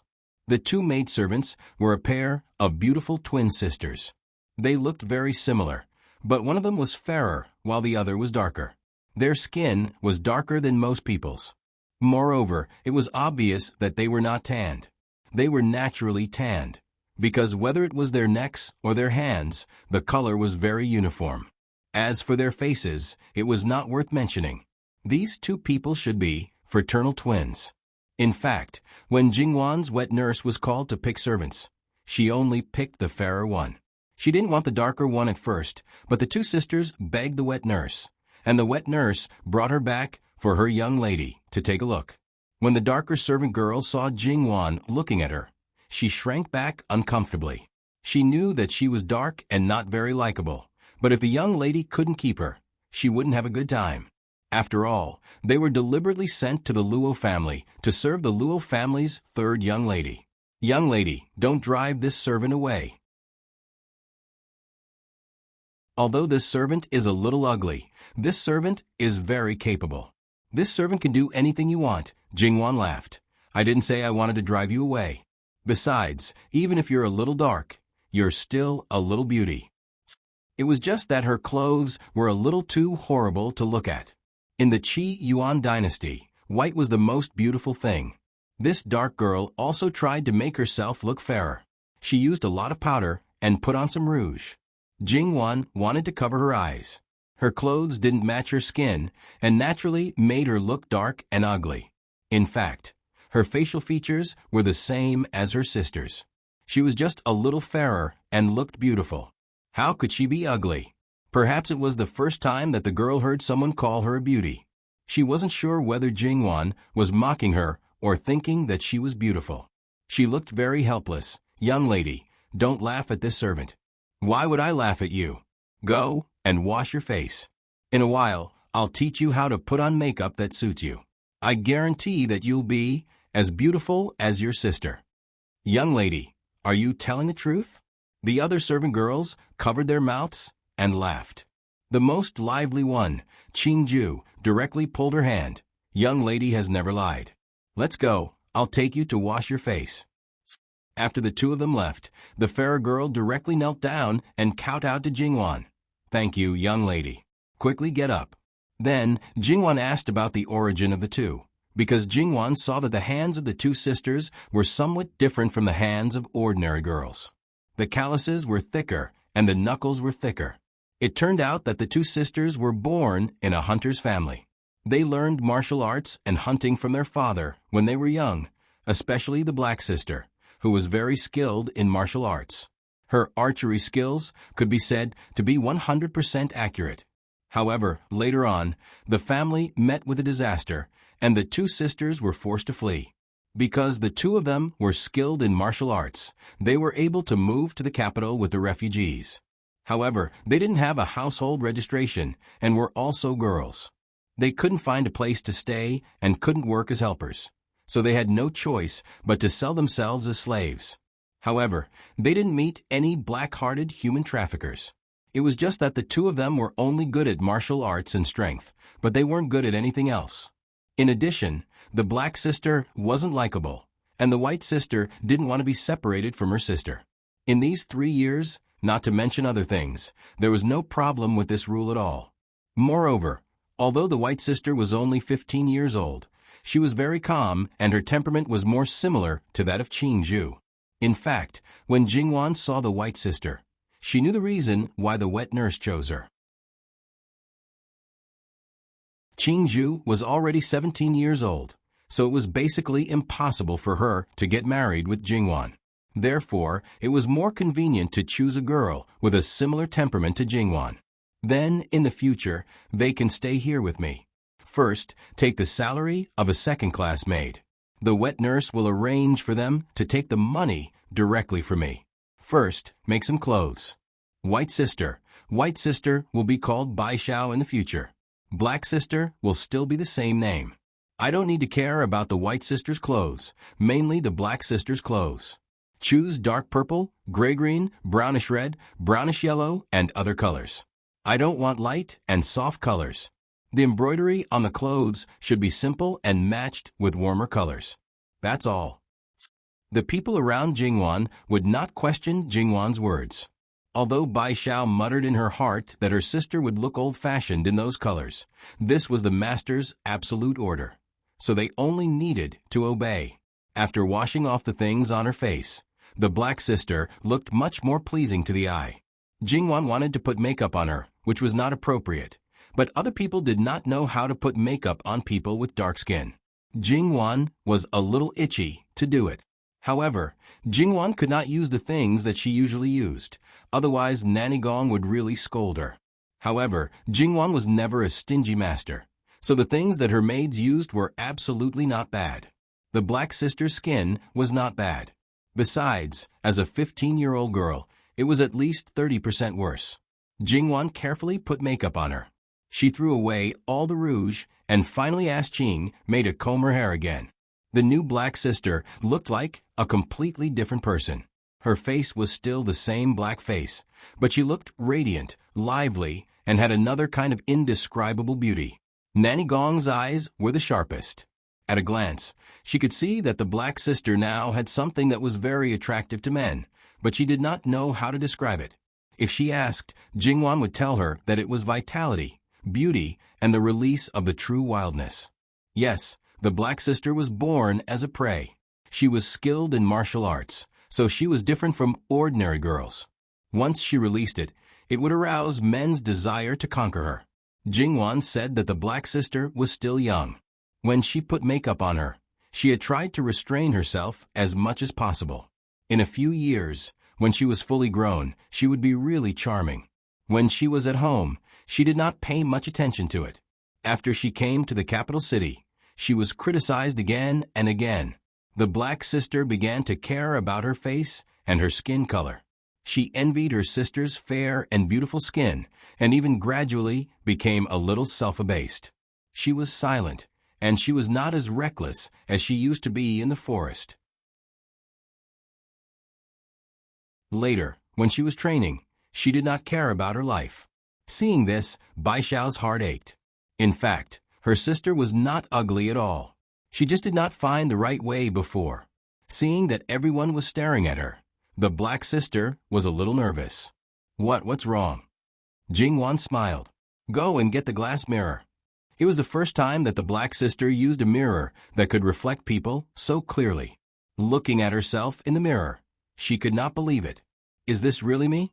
After getting the confirmation again and again, the black sister was so happy that she was about to kneel down and kowtow to Jingwan. Jingwan pulled her and smiled. I didn't do anything. I just restored a little beauty. The black sister was not an inferior and timid girl. The problem that she was originally concerned about disappeared in an instant. Her whole person was glowing with vitality, and even showed signs of returning to her original nature of running in the forest. Her whole person was in high spirits. When her spirit came back, she was naturally more dazzling. If the wet nurse had not been looking at her all the time, she would never have believed that this was the girl she had brought back. But she still clicked her tongue in amazement. If you walk out, those people will definitely not recognize you. But if we say that our girl is amazing, others don't have this ability. The others nodded in agreement. Well, go and do your work. That night, Nanny Gong told Jingwan that in the future, at least one of Bai Xiao and the black sister should be with her when she went out, or she should not leave her side. Jingwan also knew that Nanny Gong had been blaming herself because of what happened in White Dragon Temple. She blamed her for not protecting her well, and was even a little frightened. Now there were 2 more girls who knew martial arts, which was probably just what she wanted. However, in less than half a day, Nanny Gong was relieved to let them protect her. Did she trust these 2 girls so much? Jingwan agreed. The next day, when paying respects to Madame Luo, Jingwan took the black sister, a unique beauty, out to show off. When this group of people was bought, Madame Luo had seen them once. Because the black sister was very unique, she naturally noticed her. However, she did not look like a crafty girl. Since she had already entered the mansion, she should keep her. But she did not expect that when they met again, she was not only in the 3rd girl's courtyard, but also completely changed. She is a good girl. In the future, she will serve your girl with all her heart. Don't worry, Madame Luo. I will serve you well. Madame Luo nodded again. She had been taught the rules well. She also asked Madame Luo about going out, and naturally she agreed. Jingwan knew that Luo Jingying had been looking at her, but she did not say anything. It could be seen that she would not make trouble for the time being. When they went out, Jingwan was going to choose 2 of the 4 maids. However, Qingzhu took the initiative to ask Bai Xiao to replace her. It seemed that she also understood the meaning of Bai Xiao's existence. Jingwan did not object. The Rouge Pavilion was located in the most prosperous area of the East District.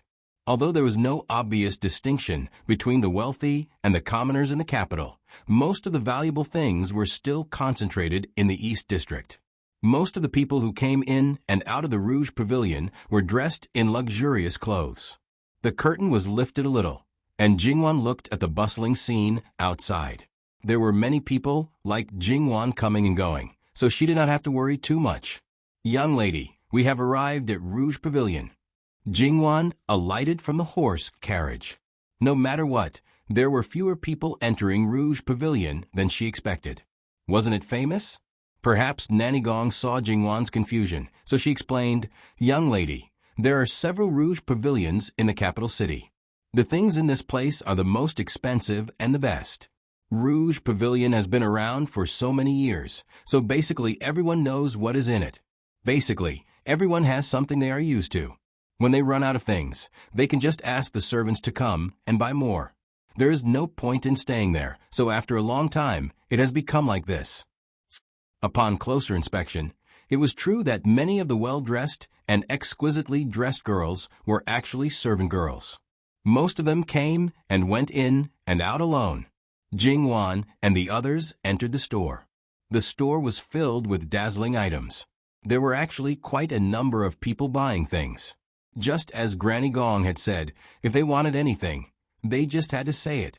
The waitresses in the store would take the things for them. They paid and left. Basically, no one stayed. The waitresses in this shop were naturally very perceptive. When they saw Jing Wan and the others, they could tell that they were new customers. Hence, a waitress came up to them with a smile. "Young lady, how may I help you?"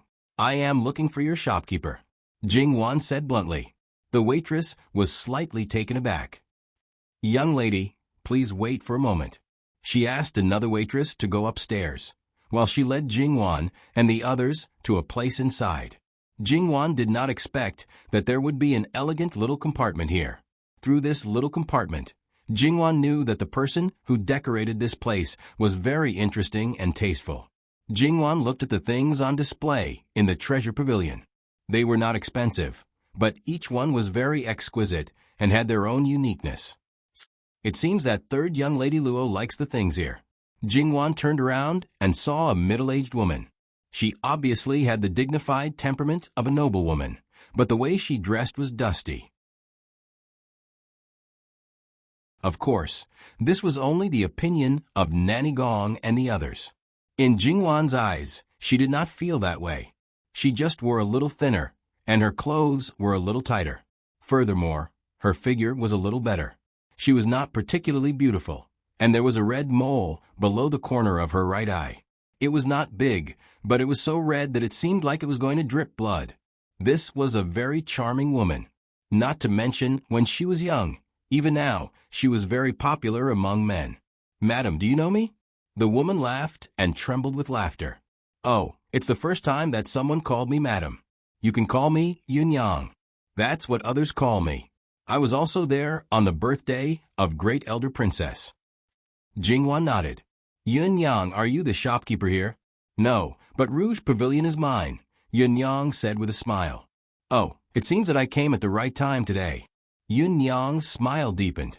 Few people were not surprised to know that she was the owner of Rouge Pavilion, especially a little girl who was born in the backyard of a mansion. However, it was also possible that she had limited knowledge and did not know what Rouge Pavilion meant. However, judging from her performance in Great Elder Princess's mansion, she did not seem to be a short-sighted person. "Miss, please sit down." Then, she asked the waitress to serve Jing Wan tea. "Miss, you came to see the shopkeeper as soon as you came here. What's the matter?" At Jing Wan's signal, Bai Xiao put the wooden box in her arms on the table and opened it. "These are some things I often use." "Yun Yang, can you take a look?" Yun Yang narrowed her eyes slightly. She had basically known the purpose of Jing Wan's visit. "No need to look at them. I can look at you." She took out a flat jade bottle and tried to open the lid, but failed. Qing Lan stepped forward, twisted the lid twice, and opened it. Yun Yang stroked the two threads on the edge of the jade bottle and said, "What a delicate idea." Then, she dipped her finger in some milky white lipstick and gently rubbed it on the back of her hand. There was a faint camellia fragrance. Then, she looked at Jing Wan's face and hands and said, "No wonder you dare to bring these things to Rouge Pavilion. So what do you think, Yun Yang? It's such a good thing. If I refuse it, I may regret it for the rest of my life." Yun Yang took out a box of various skincare products. The paper under the box was the real treasure. "I want 30% of the profits of all the recipes I give, and I don't care about the rest." Yun Yang sighed helplessly and said, "You're really free and easy to leave everything to others." "That's because I'm afraid of trouble. Otherwise, 2 years ago, your Rouge Pavilion might have a difficult opponent. That's really lucky." Although she said so, Jing Wan could feel that she didn't take it seriously. After all, how could she, a woman, keep the Rouge Pavilion as a money tree without any support? I have a little suggestion. Yun Yang, you can listen to it. Of course, if you're willing to accept it, you can accept it. If not, just ignore it.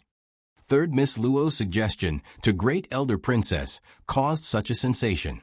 I think it's definitely not a wise decision to ignore it. You're flattering me, Yun Yang. Jingwan just talked about the packaging. There was no need for publicity at all. After all, Rouge Pavilion was so famous. Fine packaging was definitely a great way to increase the value of goods. When the quality was improved, the value of the goods might soar 10 or even 100 times. Wooden boxes, silver boxes, gold boxes, jade boxes, and those inlaid with gems. Wooden boxes can also be made of different kinds of wood, and then they can be packaged in a set of several kinds. As for the packaging of a single item, there can be a relatively common box, and naturally, there can also be a special box that belongs to a certain person. Yun Yang's eyes were full of splendor. She looked at Jing Wan with disbelief. Little girl, you're really amazing. If I let you do anything, I'm afraid your companions won't have anything to eat. You're exaggerating. I can only come up with some ideas. In fact, I know nothing about it. Yun Yang shook her head with a smile and then went to write the contract. 40% of the profits? Yun Yang, it's too much. It's not much. The value of your ideas is far more than the 10% profits. Although I'm a businesswoman, sometimes I just want to do what I want. Then it would be impolite to refuse. Then Luo Sangunyang, do you have any other requests? For example, if your family comes to buy, I'll charge you 10% of the selling price. However, everyone has a monthly quota. The excess will be the original price. I can't let Yun Yang suffer a loss. Oh, by the way, if my family's fourth sister comes to buy, you can raise the price a bit. Even if she took out the money, Luo Jingying wouldn't be able to afford it. As for whether Luo Jingying would rob other people, it was none of Jingwan's business. After all, except for Yun Yang's, Luo Jingxiang's things were not easy to rob. However, Yun Yang didn't have much money. Would she be willing to give all of her share to Luo Jingying? Digression. https://www.beacon.com/11/11807/6653026. HTML chapter error. Please click here to report. No registration required. We will deal with it as soon as possible. After reporting, please wait patiently and refresh the page. Please remember the domain name of this book, www.beacon.com mobile edition.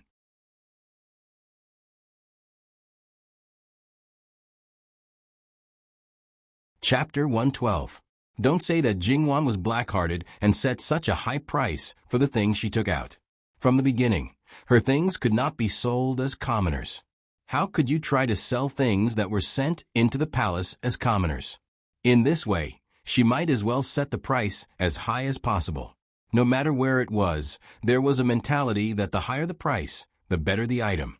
The more unique it was, the more it could stand out from the masses. This often meant that it had an extraordinary status. Many people also enjoyed the unique sense of superiority, of, I have something that you don't have. If they pushed it out in this way, there was no need to worry that no one would buy it. As for those who did not have the money but wanted to pretend to be rich, let's set up a system. There are some things that cannot be sold even if you have the money. This shouldn't be difficult for Yun Yang, right? After all, Rouge Pavilion has been in the capital for so long. You must know the background of those madams and ladies. As for how to set the threshold, Yun Yang should know better than me. Yun Yang smiled charmingly. Miss is really kind. There is no need to be so polite to those vain people who overestimate themselves. Even if they lose their family fortune, it is because they asked for it. Rouge Pavilion's original items may be inferior to Mrs., but they are still good things. However, even if they are the best, they may not be suitable for everyone. Some people simply do not understand that the most suitable for them should be the best, but they choose the most expensive ones.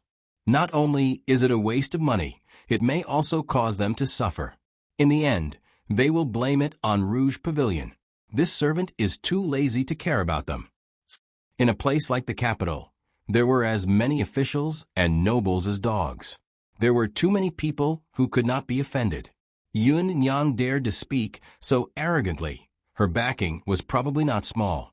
It must be said that the strongest backing was none other than the person who was in charge of the world. Yun Yang was a middle-aged woman, but she was still charming. She was even more charming than many young ladies. Could it be that she was a Lu Chengdi who had some unclear first, second, third, and so on? For a moment, her imagination ran wild. Yun Yang saw that Jingwan was looking at her in a daze.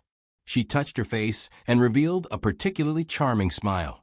Could it be that this servant is especially beautiful today, and even Miss has been charmed?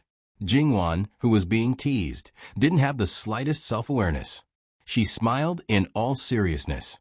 Yes, Yun Yang is indeed very charming. One had to know that sincere compliments from the same gender were often more pleasing than compliments from the opposite gender. Obviously, Yun Yang was really pleased by Jingwan, and once again, she laughed until she was trembling. "You are such a lovely girl." No wonder great elder princess, who doesn't like to get involved in other people's affairs, likes you so much. Yun Yang is flattering me. Jingwan became more and more interested in Yun Yang's origin.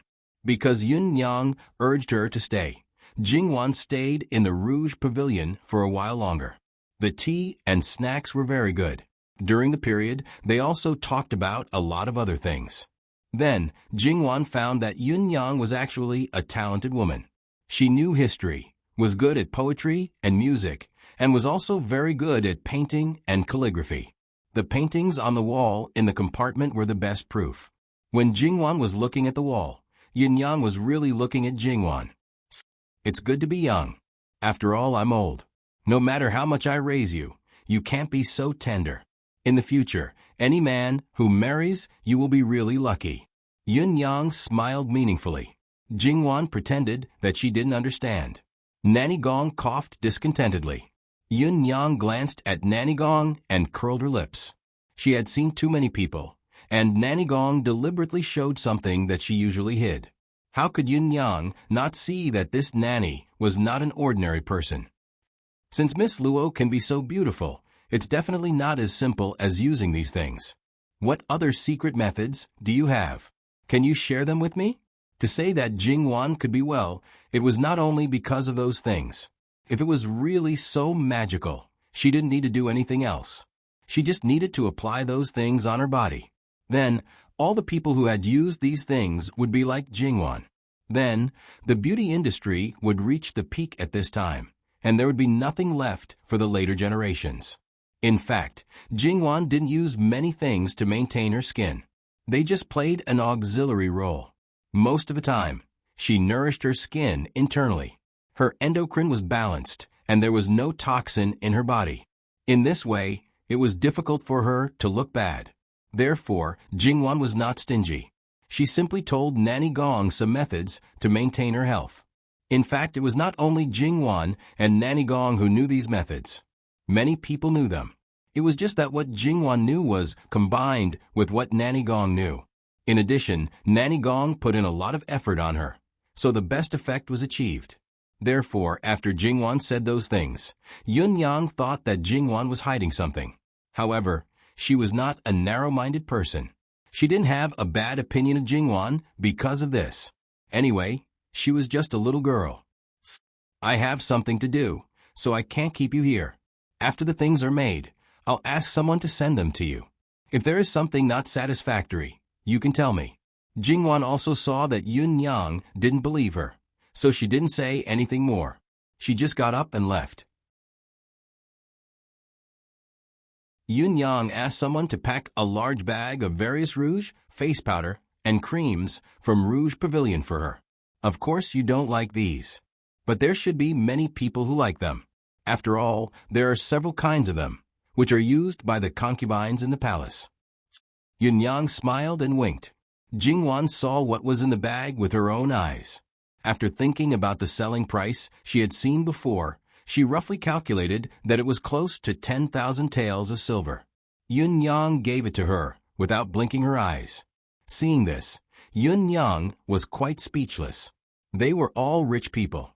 Jingwan, who thought that she was a little rich woman, would never think of herself as a rich person in the future. Jingwan, who was shocked, left Rouge Pavilion expressionlessly. She didn't think about it. She gave away treasures like the 18th scholar, just like that. That was more valuable. Okay? After Jingwan and the others left, the smile on Yun Yang's face disappeared. At that moment, her aura became fierce. Even though she was still wearing clothes, you couldn't feel the slightest bit of the aura of a prostitute.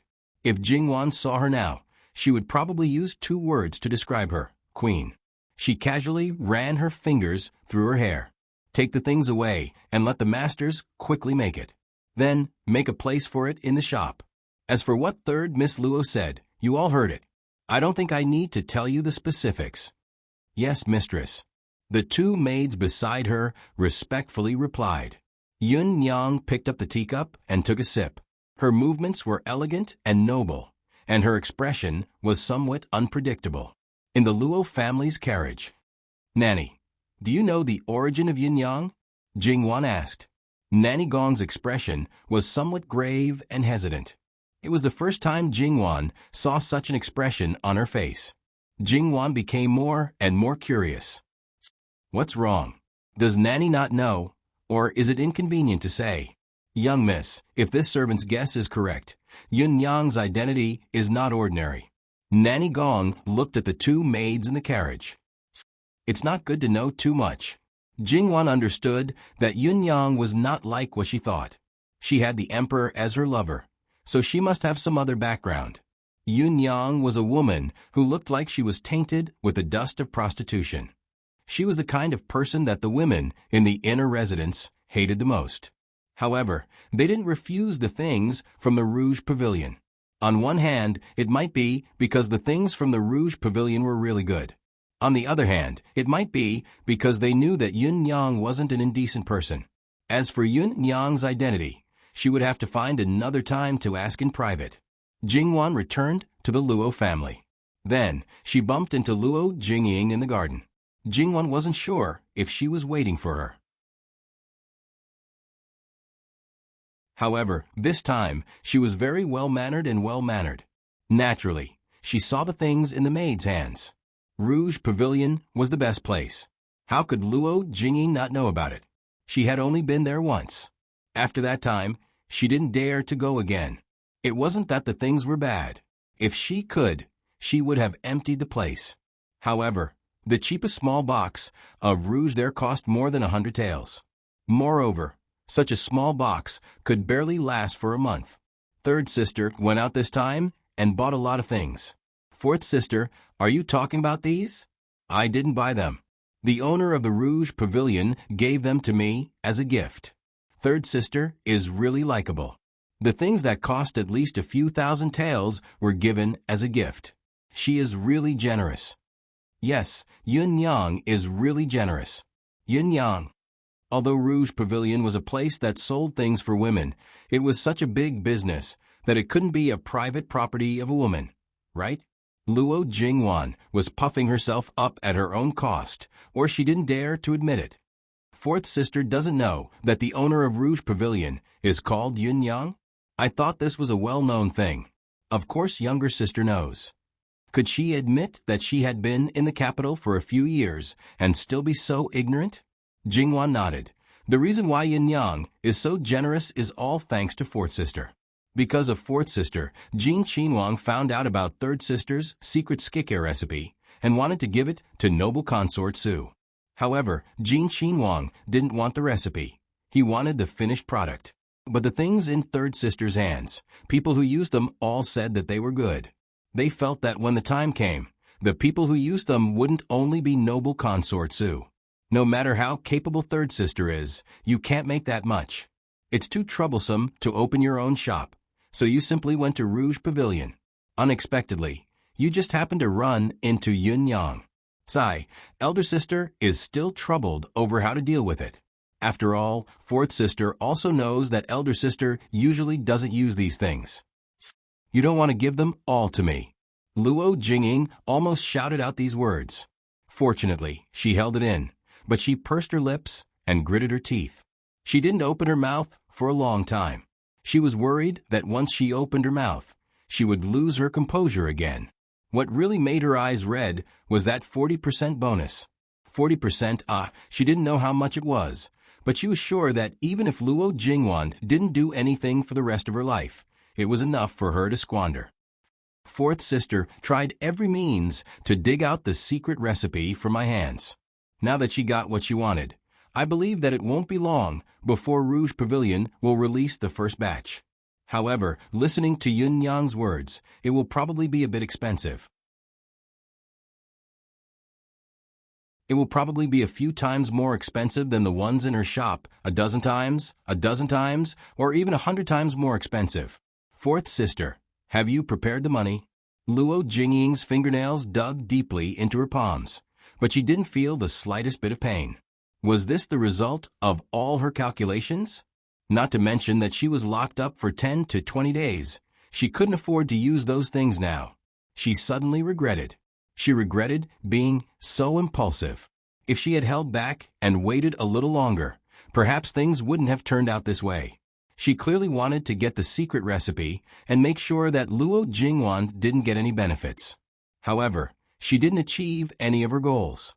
Jingwan chuckled as she approached Luo Jingying. After all, it's my recipe. If my family buys it, it will only cost 10% of the price. Of course, no one has a fixed amount every month. Luo Jingying's face lit up with joy. However, that doesn't include you. If you buy it, it will cost 10 times more than the original price. Luo Jingwan, fourth sister, lower your voice. You just came out of the small temple. Don't tell me you want to be locked up again? Luo Jingying was filled with hatred, but she couldn't do anything to Jingwan. I heard that third sister's engagement was broken off. Jingwan's smile became playful. Her pink lips parted slightly. Childish. Then she brushed past Luo Jingying. Luo Jingying trembled with anger. She didn't expect that she didn't manage to hurt Luo Jingwan, that little b***th. Oh, that's right.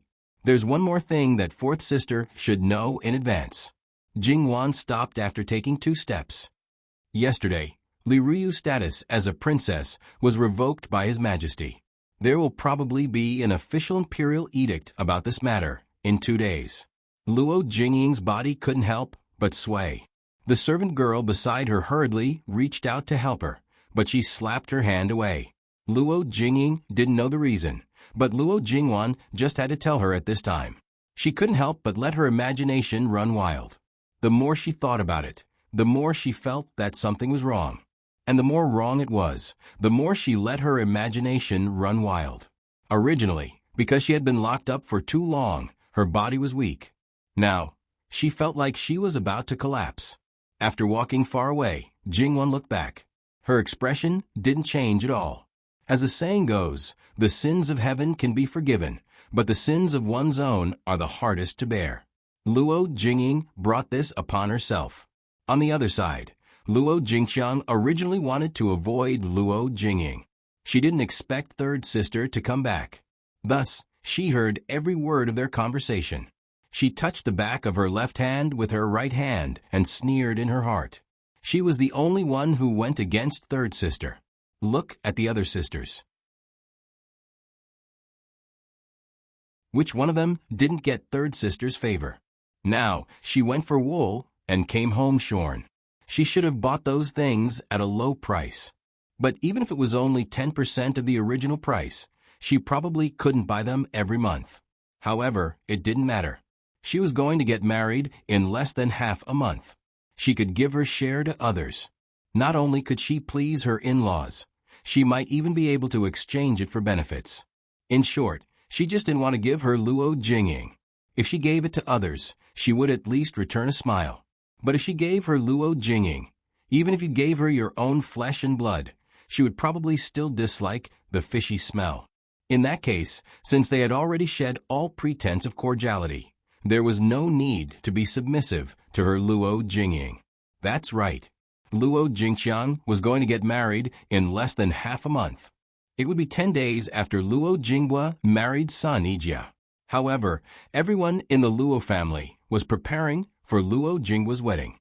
It was as if she had completely forgotten about it. She didn't really care. After all, she was only a concubine's daughter. Among the many girls in the Luo family, she was one of the few with the lowest status. The other few were still very young. If she had the same attitude as Luo Jingying, she was afraid that she would have died long ago. Luo Jingxiang openly left from behind the flowers. She was clearly telling Luo Jingying that she had heard everything. Luo Jingying wanted to vent her anger on this concubine's older sister. Unfortunately, she had the heart but was powerless. She shouted twice, but Luo Jingxiang simply ignored her.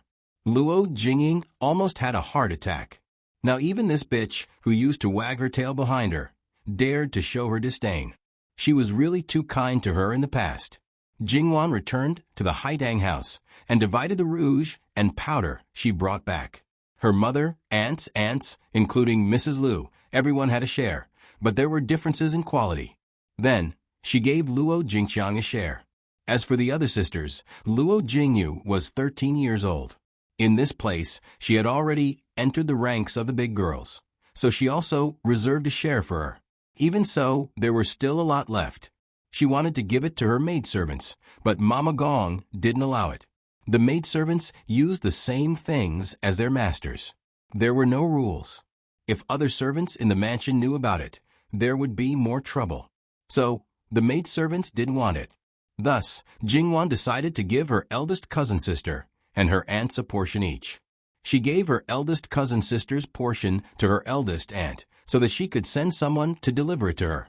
She gave her aunt's portion to her grandmother. As for the remaining portion, she gave half to her mother so that she could give it to her close friends. She gave the rest to her grandmother so that she could decide who to give it to. As a result, all the maidservants in the Haitang house went out together to send the gifts to each branch. All the servants in the mansion saw this, and were all amazed by the third young lady's wealth. Jingwan took advantage of this time to ask Mama Gong about Yun Nyang's identity. Young lady, if I'm not wrong, Yun Nyang is His Majesty's little aunt. She was once married to the northern Xiongnu people for peace. Although Jingwan had thought highly of Yun Nyang's identity as much as possible, she was still shocked by Mama Gong's words. This princess was very famous in the Qi Yuan dynasty. She had been a figure for more than 30 years. These young ladies had heard of her glorious achievements. Princess Heang was only a few years older than Lu Qingdi. She was the daughter of Lu Qingdi's grandfather. It could be said that she was raised by Lu Qingdi's father. Although this princess was a woman, she had the heart of a man. Of course, it didn't mean that she had the ambition of coveting the throne. It was just her temperament. She knew everything that a woman should know. She also knew everything that a woman shouldn't know. She knew how to play with books, swords, and spears. Most importantly, she was uninhibited by nature. Li Ruyu was nothing compared to this princess. To her, these were not worth mentioning. Digression. https://www.bicken.com/11/11807/6653028. HTML. Please click here to report an error. Registration is not required. We will deal with it as soon as possible. After reporting, please wait patiently and refresh the page. Please remember the domain name of this book, www.bicken.com Mobile Edition.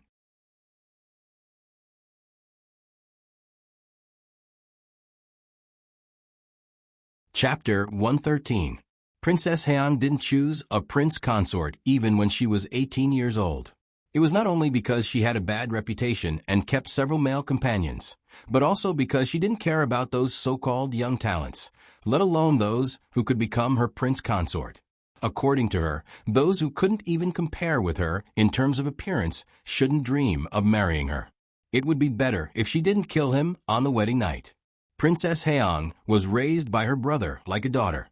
At that time, even the empress had to give in to her, let alone discipline her. As her brother, he had a headache and was helpless. Could he let his sister be like this for the rest of her life? Later, the northern Xiongnu people suddenly proposed to marry the princess of the Qi Yuan dynasty as their empress and establish friendly relations.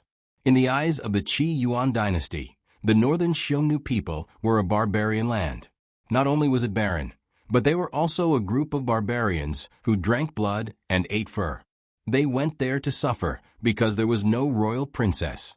Originally, they were ready to choose a daughter of a minister and confer the title of princess to go there. Unexpectedly, Princess Heang took the initiative to stand out. Even if Princess Heang stayed in the Qi Yuan dynasty and did whatever she wanted, she had her brother to back her up. After her brother died, she still had her nephew to back her up. No one could do anything to her. However, she took the initiative to choose this time to marry the northern Xiongnu people. Of course, her brother strongly disagreed. No one knew what Princess Heang said to him, but he relented. The courtiers who had a bad impression of her changed their attitude in an instant. A princess who could sacrifice herself for the country, no matter how bad she was in other aspects, was worthy of respect. Princess Heang, who was dressed in luxurious clothes, looked back at the capital. Her eyes were shining, and her lips were curled. She was full of vigor. Her face, which was not very beautiful, bloomed the most dazzling charm in an instant. At that moment, everyone felt that she was not a princess who was going to marry the northern Xiongnu people, but a king who was going to conquer that land. All the courtiers and people knelt down. Princess Heang might not have been accepted in the Qi Yuan dynasty, but she was very popular among the northern Xiongnu people. She made the northern Xiongnu people crazy for her. Princess Heang even dared to openly keep a gigolo in the Qi Yuan dynasty, so she naturally didn't mind being entangled with the northern Xiongnu nobles. Even though the northern Xiongnu king was furious, he couldn't bear to kill her. Princess Heang played them in the palm of her hand and provoked them to fight among themselves. As for the northern Han king, the man who rightfully occupied her, he naturally became the public enemy of everyone. His sons joined forces to kill him. Thus, the northern Han people fell into a struggle for the throne. Princess Heang only said that she would only submit to the strongest man, and then watch them fight to the death in leisure. Just as there was a result, Qi Yuan sent out their troops at this time. The new northern Xiongnu king was furious and wanted to kill Princess Heang, but Princess Heang smiled carelessly. The northern Xiongnu king grabbed her tightly and pressed his blade against her neck. Blood seeped out of her skin, but Princess Heang still had the mood to tease him. There is a saying in Qi Yuan, if you marry a chicken, follow the chicken. If you marry a dog, follow the dog. Since I married the northern Xiongnu people, I am naturally one of them. My king, you can kill me or torture me as you wish. These words dispelled the northern Xiongnu king's killing intent. After showing off his beast desires, he took Princess Heang with him. Then, at the crucial moment of the battle, Princess Heang killed the northern Xiongnu king. In that battle, Qi Yuan naturally won and almost destroyed the northern Xiongnu people. However, it was a pity that the northern Xiongnu people were all martial artists. They were brave and good at fighting, so it was very difficult to destroy them. The northern Xiongnu people suffered heavy losses. It could be said that it was the biggest victory over the northern Xiongnu people in the past hundreds of years, including the previous dynasty. It severely weakened the Qi Yuan's biggest enemy in the north. Princess Heang's contribution was indispensable. It was enough to be recorded in the history books and praised by future generations. However, everyone thought that after Princess Heang killed the northern Han king, she lost her life in the hands of those generals. In short, there was no news of her at all. Who would have thought that not only was this princess alive and well, she had returned to Qi Yuan and was even living happily. If Yin Yang was really Princess Heang, then it was natural that she could protect Rouge Pavilion and no one dared to touch it. Her backer was indeed Lu Qingdi, but their relationship was completely different from what Jingwan had thought. Whoever dared to touch Rouge Pavilion would definitely have their hands chopped off by Lu Qingdi. Of course, in the official history of Qiyuan, only Princess Heang's achievements would be recorded. and her romantic history would appear in many unofficial histories and novels. Even in the novels created with her as the model, no one would deliberately blacken her name. This woman was a legend. Princess Haeang should be in her 50s, almost 60 years old. But Yun-yang seems to be in her early 40s. So I'm just guessing. I'm not sure. However, the prince would never be wrong. Since he said that the boss of Rouge Pavilion was Princess Haeang, it could not be wrong. But she did not expect that she would meet her on the first day when she went there. So many people deliberately wanted to find her, but failed. Then why do you think Yun-yang is Princess Haeang? I once saw a portrait of Princess Haeang in the palace by accident. It was very similar to Yun-yang. Jingwan glanced at Nanny Gong. This kind of portrait should not be seen by everyone. When Nanny Gong was in the palace, she should not be the kind of aunt in charge who had little power. However, Nanny Gong knew martial arts. Ordinary aunts in the palace did not know these things. Could it be that Nanny Gong knew? Jingwan coughed softly and dispelled those messy thoughts. If that's the case, Nanny Gong's guess is very likely. Then what do you want to do in the future? Of course I'll do what I should do, and pretend that I don't know. Besides, this is the first time I go there, and I've basically settled everything. I'm not interested in the things in Rouge Pavilion. I won't wander around if I have nothing to do. So the chances of meeting her will be very small. Nanny Gong nodded. She was not in a good situation now. It was fine to have a dangerous person like the prince, but it was not a good thing to provoke Princess Haeang. When Jingwan was talking to Nanny Gong, there was a rumor in the mansion that Third Miss did not like her eldest sister-in-law. Last time, Third Miss did not give First Young Madam a share of the cosmetics she gave to other girls. This time, except for the younger girls, all the madams above have a share. Even First Young Madam, who is married, has a share. Only First Young Madam and Fourth Miss do not have a share.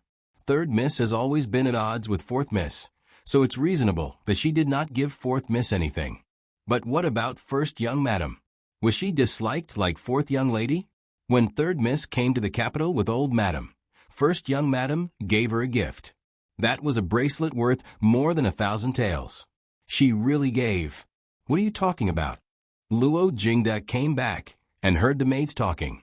He frowned slightly. The maids were shocked and hurriedly saluted. First Young Master. Go and do something. Don't stand around and gossip. Yes. The maids hurriedly left. Luo Jingda entered the room and saw his pregnant wife leaning on the big pillow. He was a little unhappy. What's wrong? He walked forward and sat down beside her. He carefully touched her belly. Is the child bothering you again? No. Little Wang also told him that she did not get any rouge or face powder. You don't have anything? Luo Jingda was quite speechless. Is it just a matter of a little thing? Little Wang raised her voice. Except for me, only Fourth Sister, and I don't have any. Is it because Fourth Sister and I are disliked by her? The servants will make up stories about me. They will say that I must have done something bad to annoy her. I can't bear such a reputation. Don't be agitated. Calm down, Luo Jingda comforted her. So, this matter was not as trivial as he thought. I know a little about Third Sister's character. Except for Fourth Sister, she has never targeted anyone. You have been taking care of the fetus, and have only seen her a few times. Naturally, there can be no hatred between you. There may be some misunderstandings or reasons that we don't know. Don't worry, let me ask her about it. Ask? How? If you go to her, people may think that I am short-sighted and only care about her things. Are you stupid? Of course I will ask Third Brother. You can't go by yourself. Forget it. Third Brother will get married the day after tomorrow. He is busy. It is difficult to bother him for such a small matter. Don't worry about it. I will figure it out myself. Okay. I will do as you say. Just be careful. Don't get angry. What if you hurt the child? Don't worry. I am not really angry. The husband and wife talked about other things, and the atmosphere quickly eased. Thus, other than the people of the second branch, Everyone else knew about this matter. After Madame Luo heard it, she said, Wanwan has always been careful and considerate. She will not make a mistake in this matter. She must have her reasons. When I pay respects to her tomorrow, I will ask her. Pass the word that this matter is strictly forbidden. Whoever dares to gossip will be severely punished. With Madame Luo's words, naturally, no one dared to say anything. However, many people muttered in their hearts that Madame Luo would protect third young lady no matter what. Thus, when Jingwan went to pay her respects the next day, she had a rare chance to see her eldest cousin-in-law. She saw that her eldest cousin-in-law's belly had grown a little bigger. Although she knew that her eldest cousin-in-law's condition wasn't very good and she was a little scared, she was still happy that she had a new life. Jingwan couldn't help but smile. Little Wang sure was puzzled. She did not look like she had a problem with her. As the saying goes, one does not hit a smiling person. Even if little Wang sure still had a knot in her heart, she basically answered all of Jingwan's questions. In fact, most people were puzzled about this matter. Madame Luo called Jingwan to her side and said a few words. Then she directly asked, "You sent things everywhere yesterday. Why didn't your cousin-in-law have any? Isn't cousin-in-law pregnant?" Jingwan blurted out without thinking. Madame Luo's bluntness was surprising, and Jingwan's answer was even more surprising. What did this have to do with pregnancy? What's wrong with being pregnant? Don't you need to wear makeup? It was common knowledge that pregnant women could not wear makeup. All right, Jingwan suddenly realized that this was common knowledge from her previous life. It was not common knowledge here. She also finally understood why cousin-in-law looked at her strangely when she came in. Jingwan wanted to cover her face. It seemed that she had accidentally made a low-level mistake. Why didn't Nanny Gong remind her? However, because it was difficult to explain, Jingwan decided to play dumb. Aren't pregnant people not allowed to wear makeup? She asked in confusion. This time, more than one person was paying attention to her words. Wanwan, who told you that pregnant women can't wear makeup? Jingwan frowned and pondered. I don't think I heard it from anyone. I should have read it in a book, right? Is that not the case? I thought that everyone knew about this. Wanwan, tell grandmother, where did you read it? What book was it? Grandmother, this is difficult for me. When I was in Chia Manor a few years ago, I read a lot of books, and they were very miscellaneous. I thought that some things were well known, so I just glanced at it. How could I remember what book it was? I also don't remember when I read it. You're right. When she was in Chia Manor, other than those books that were absolutely forbidden for girls, she really did not control Jingwan much. Wanwan, do you still remember why pregnant women can't wear makeup? It had to be said that she had a great-grandchild in little Wang Shi's stomach, so Madame Luo naturally valued it very much. As for little Wang Shi and little Wang Shi, needless to say, they also valued this child very much. They could not help but look at Jingwan. It seems that it's mainly because there's something in the makeup that's not very good for people. It's fine for ordinary people, but if pregnant women come in contact with it too much, it may affect the child in the stomach. As for other things, I don't know if it's the same, so I didn't dare to give it to sister-in-law. Jingwan looked at little Wang Shi and covered her face with her hands in horror. I just thought that sister-in-law put on a little makeup when she went out and washed it when she went back. I occasionally saw sister-in-law before, so I didn't pay much attention to it. She then looked at Madame Luo. Grandmother, am I thinking too much? No, Wanwan, it's better to believe it than not. Maybe there really is such a thing. Servants, hurry and get water for eldest young madam to wash her face. Little Wang Shi hurriedly got up. Wang Shi subconsciously reached out to support her. At this moment, she was really anxious and did not care so much. She personally helped little Wang Shi to wash her face. When little Wang Shi came out after washing her face, Madame Luo's face was a little dark. Jingda's daughter-in-law, how much makeup do you usually put on? Little Wang Shi had put on makeup before, and her complexion looked good. But in fact, after washing her face was deathly pale, without a trace of blood. Not to mention Madame Luo, even Wang Shi, who saw her daughter-in-law every day, only thought that her complexion was good. Now that she thought about it, she was afraid that she put on makeup all the time. If it was really like what Third Lass said, then wouldn't it be, "Grandmother, grandmother, I..." Little Wang sure almost cried out. Before she was pregnant, she used a lot of makeup. After she was pregnant, her condition was not very good and her complexion was even worse. She thought that if she looked like this every day, who knew if she would be pitied or disliked? Although her husband was still her cousin, there were beautiful and considerate maids by his side every day. And her complexion. So, she used even more makeup. Other than when she was sleeping at night, her face was always covered with makeup. Could it be that, because of this, the child in her belly would be harmed? Jingwan saw that little Wang Shi was not quite right and hurriedly went forward to comfort her. "Sister-in-law, don't worry. We still don't know if it's caused by this. Maybe it's not like this at all. If you're anxious, you might frighten the child. Don't worry, don't worry." Jingwan gently patted her back. Little Wang Shi took a few breaths and slowly calmed down, but she held Jingwan's hand tightly. "Third sister, tell me, if it's really caused by the makeup, what will happen?" This. Jingwan really didn't know what would happen to pregnant women with lead poisoning, but it was nothing more than premature delivery and miscarriage, causing the child to develop poorly. In serious cases, it might cause deformities.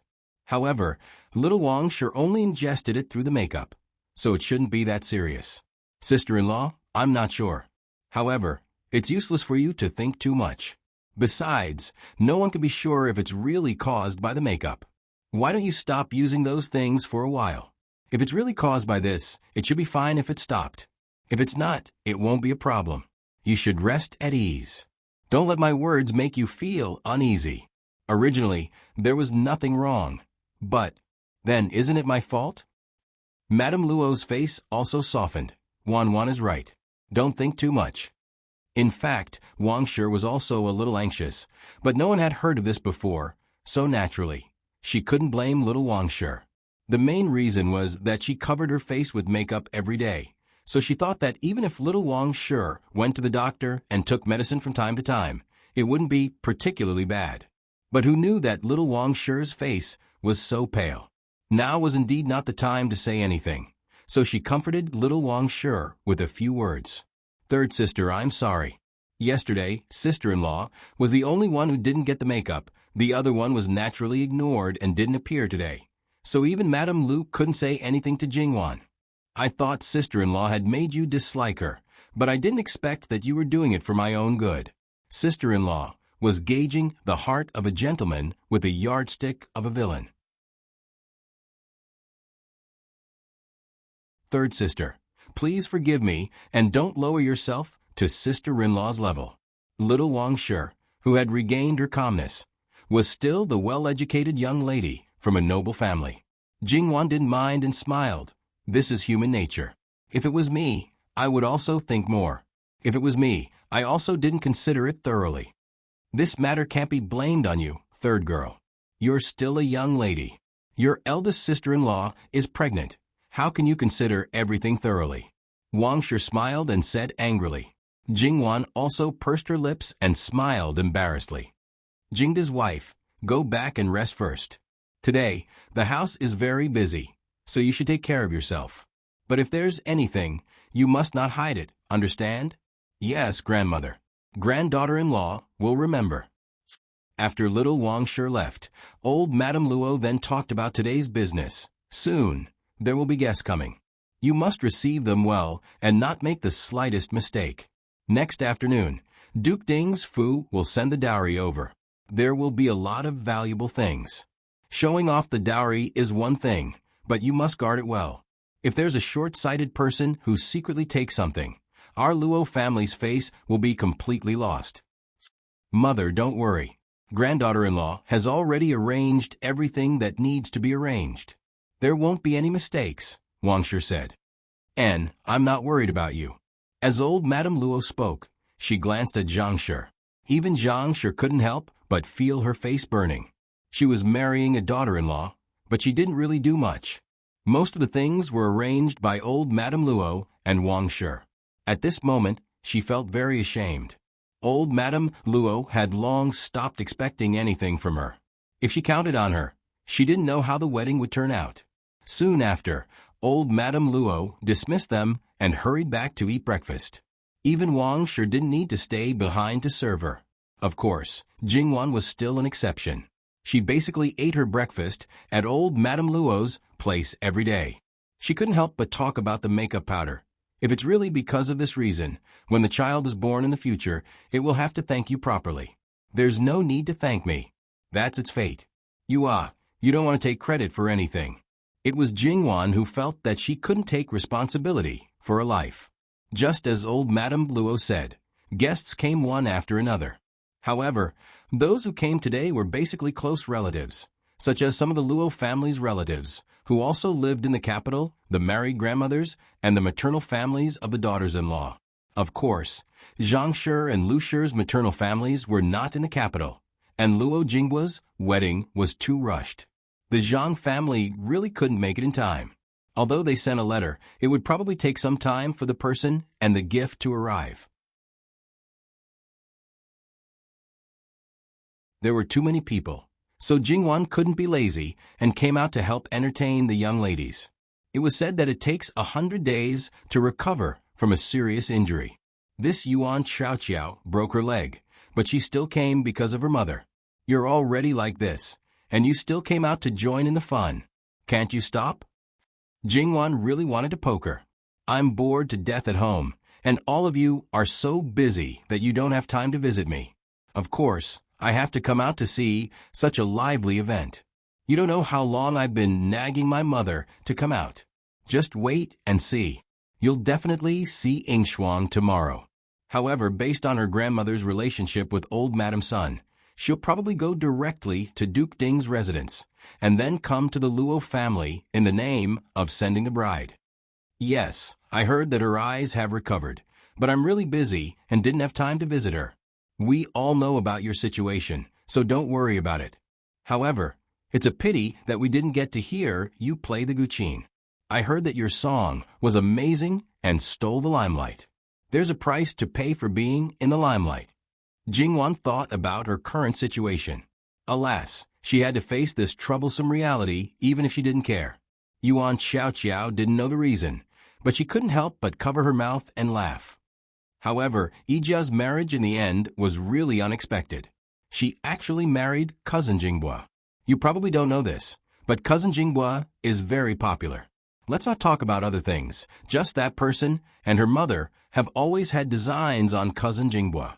Jingwan looked in the direction Yuan Xiaoqiao was secretly pointing at. Second aunt's house was Chang Lingshan, the one who was very close to Luo Jingying. However, maternal grandmother wasn't around at that time, and second aunt and your mother weren't on the same side, so they didn't get along. I heard from my mother that second aunt was so angry at your mother that she fainted several times, but your mother didn't have the self-awareness. She wanted to look for eldest aunt, but maternal grandfather didn't say anything, and your parents didn't ask eldest aunt to look for you, so she could only work in vain.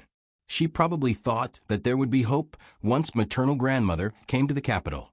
But in the end, Yuan Xiaoqiao laughed even more happily. Her gloating couldn't be more obvious. Especially after cousin Jinggua's painting of 100 birds paying homage to the phoenix. She probably couldn't wait to strangle Yijia to death. In her eyes, if Yijia didn't exist, that glory should have been hers. Jingwan could only smile helplessly. Chang Lingshan was really wishful thinking. However, Jingwan was a little puzzled. She wanted to marry my brother, but why didn't she try to curry favor with me when she first met me? Why did she scheme against me? Who knows? Maybe she thinks that you, her sister-in-law, are not important at all. You're right. After all, I haven't seen third brother for several years. In her opinion, she probably doesn't have feelings for him, let alone affect him. If such a person really wanted to marry her brother, not to mention trying to break them up, she would definitely not educate her brother about the 3 obediences and 4 virtues. However, I see that fourth cousin sister has lost a lot of weight. Is she really ill? What do you think? Forget it if you don't tell me. Anyway, I don't believe it. Seeing Yuan Xiaoqiao and Jingwan talking and laughing, many people felt jealous. In fact, they all wanted to talk to Jingwan, but it seemed rude to interrupt. Chang Lingshan almost had the same idea. She was not qualified to go to Great Elder Princess's mansion, but basically all the officials in the capital city knew about Jingwan's affairs. Although Sun Yijiao was worthless, she still knew more nobles. If she could use her to make friends with those nobles, you'd better not daydream. Luo Jingying seemed to have seen through her thoughts and leaned close to Jiang Lingshan's ear. Our Luo family's third young lady is very narrow-minded. If you leave even the slightest bad impression on her, don't expect to be on good terms with her. What's more, I'm the one she hates the most. Do you think that you, who are on good terms with me, will be able to gain her favor? In her eyes, we are probably birds of the same feather. Chang Lingshan's eyes were like knives stabbing at Luo Jingying. Luo Jingying was still smiling. She seemed not to notice Chang Lingshan's eyes at all. In fact, Luo Jingying had been trained by Mrs. Lu for so many years, and it was very effective. It was only when she met Jingwan that she was more likely to lose control. Moreover, after this period of special training, her self-control had improved. Originally, she was a little inferior to Chang Lingshan, but now they were almost equal. Chang Lingshan's eyes only lasted for 2 or 3 breaths, and then he smiled as if nothing had happened. There was no barrier between the two of them. People who didn't know them would really think that they were very close. Jingwan, who had seen everything that the two of them had done, did not make any judgments at all. Jingwan also knew that Yuan Xiaoqiao was deliberately talking to her and didn't want others to interfere. However, she was a patient, so she naturally had to take care of her. Seeing that they weren't neglected, she let Yuan Xiaoqiao do what she wanted. After lunch, as time went by, the sound of gongs and drums could be heard outside. Today's main event was finally about to begin. One after another, people shouted, "It's coming, it's coming." Then, the first red dowry was carried into the Luo family's gate, followed by the second. According to the usual rules, the first 2 items should be real estate and land. However, because Sun Yijia was of noble birth, her dowry was rewarded by the palace. Therefore, the first 2 items were a dazzling red coral tree and 12 jade rui of different shapes. They were all carved from high-quality jade. Just these 2 items were enough to make people click their tongues in admiration. If not, they would just say some sour words. The third item was a tile with the word happiness pasted on it. It was stacked up high, and people couldn't help but suck in a breath of cold air. How much real estate did the dowry have? Then they looked at the mud bricks wrapped in colored paper. They were so heavy that it seemed to be very difficult for the people carrying them. How much was there? Before they could recover from their shock, the big furniture behind them was carried in one by one. There were 6 double-sided embroidered screens for color glass screens, and then there was a large bed, an arhat bed, a beauty couch, a dressing table, a zither table, a study table, all kinds of tables, a cabinet on the top, a bookcase, a multi-treasure cabinet, 3 horizontal cabinets, several pairs of chests, various kinds of chairs, and so on. They all came in pairs. There was a whole set of red sandalwood, a whole set of gold-rimmed phoebe, 2 sets of mahogany, rosewood, camphor, and other wood. These pieces of furniture made people's hearts tremble again. Then, there were all kinds of ornaments of different sizes, from large vases that were taller than a person to small cups, bowls, and saucers. There were all kinds of dazzling things that dazzled the 2 people. Then, there were whole sets of cosmetic products. Each one was exquisite. The bedding was made of top-grade materials, and the embroidery was exquisite. Not to mention curtains, and other things. Behind them were boxes after boxes of furs and materials. The originally large boxes were stuffed to the brim. It was likely that not even a finger would be able to fit all of them. Then, there were all kinds of jewelry. There were a total of 12 sets of head ornaments. Each set had 12 pieces and more than 20 pieces. There were rubies, sapphires, eastern pearls, southern pearls, top-grade jade, and the most inferior was made of gold. There were also jewelry boxes. There were at least 30 boxes filled to the brim. There were necklaces, bracelets, pearls, and even cat's eye agates. There was probably nothing you could not think of that was not in there. Then there were antiques, calligraphy, and paintings. The most special was probably the flat brocade box that was taken out alone. Everyone guessed that it should be Luo Jinghua's betrothal gift, the painting of 100 birds looking up to the phoenix. There were all kinds of jade and porcelain toys in the back. As for the calligraphy and paintings, because they were rolled up they couldn't see what they were, but they were certainly not bad. Then there were more than 10 boxes of books, and several boxes of the 4 treasures of the study. Spices and medicinal herbs followed. Ginseng, Polygonum multiflorum, snow lotus, glossy ganoderma, and so on. Those boxes were one after another. Looking at them, one could tell that none of them were defective. There were a total of 128 boxes, and they were all real. Even if they were dismantled into 256 boxes, it was more than enough. One could imagine, when these things were all carried into the courtyard of the bridal chamber, how spectacular it would be. Not to mention reaching out to touch, there wasn't even room to step in. Jingwan looked at the dowry. She seemed to have met another big local tyrant. Digression. https://www.bicon.com/11/11807/6653029. HTML. We will deal with it as soon as possible. After reporting, please wait patiently and refresh the page. Please remember the domain name of this book, www.bicon.com, Biku Pavilion Mobile Reading Website, mbicon.com.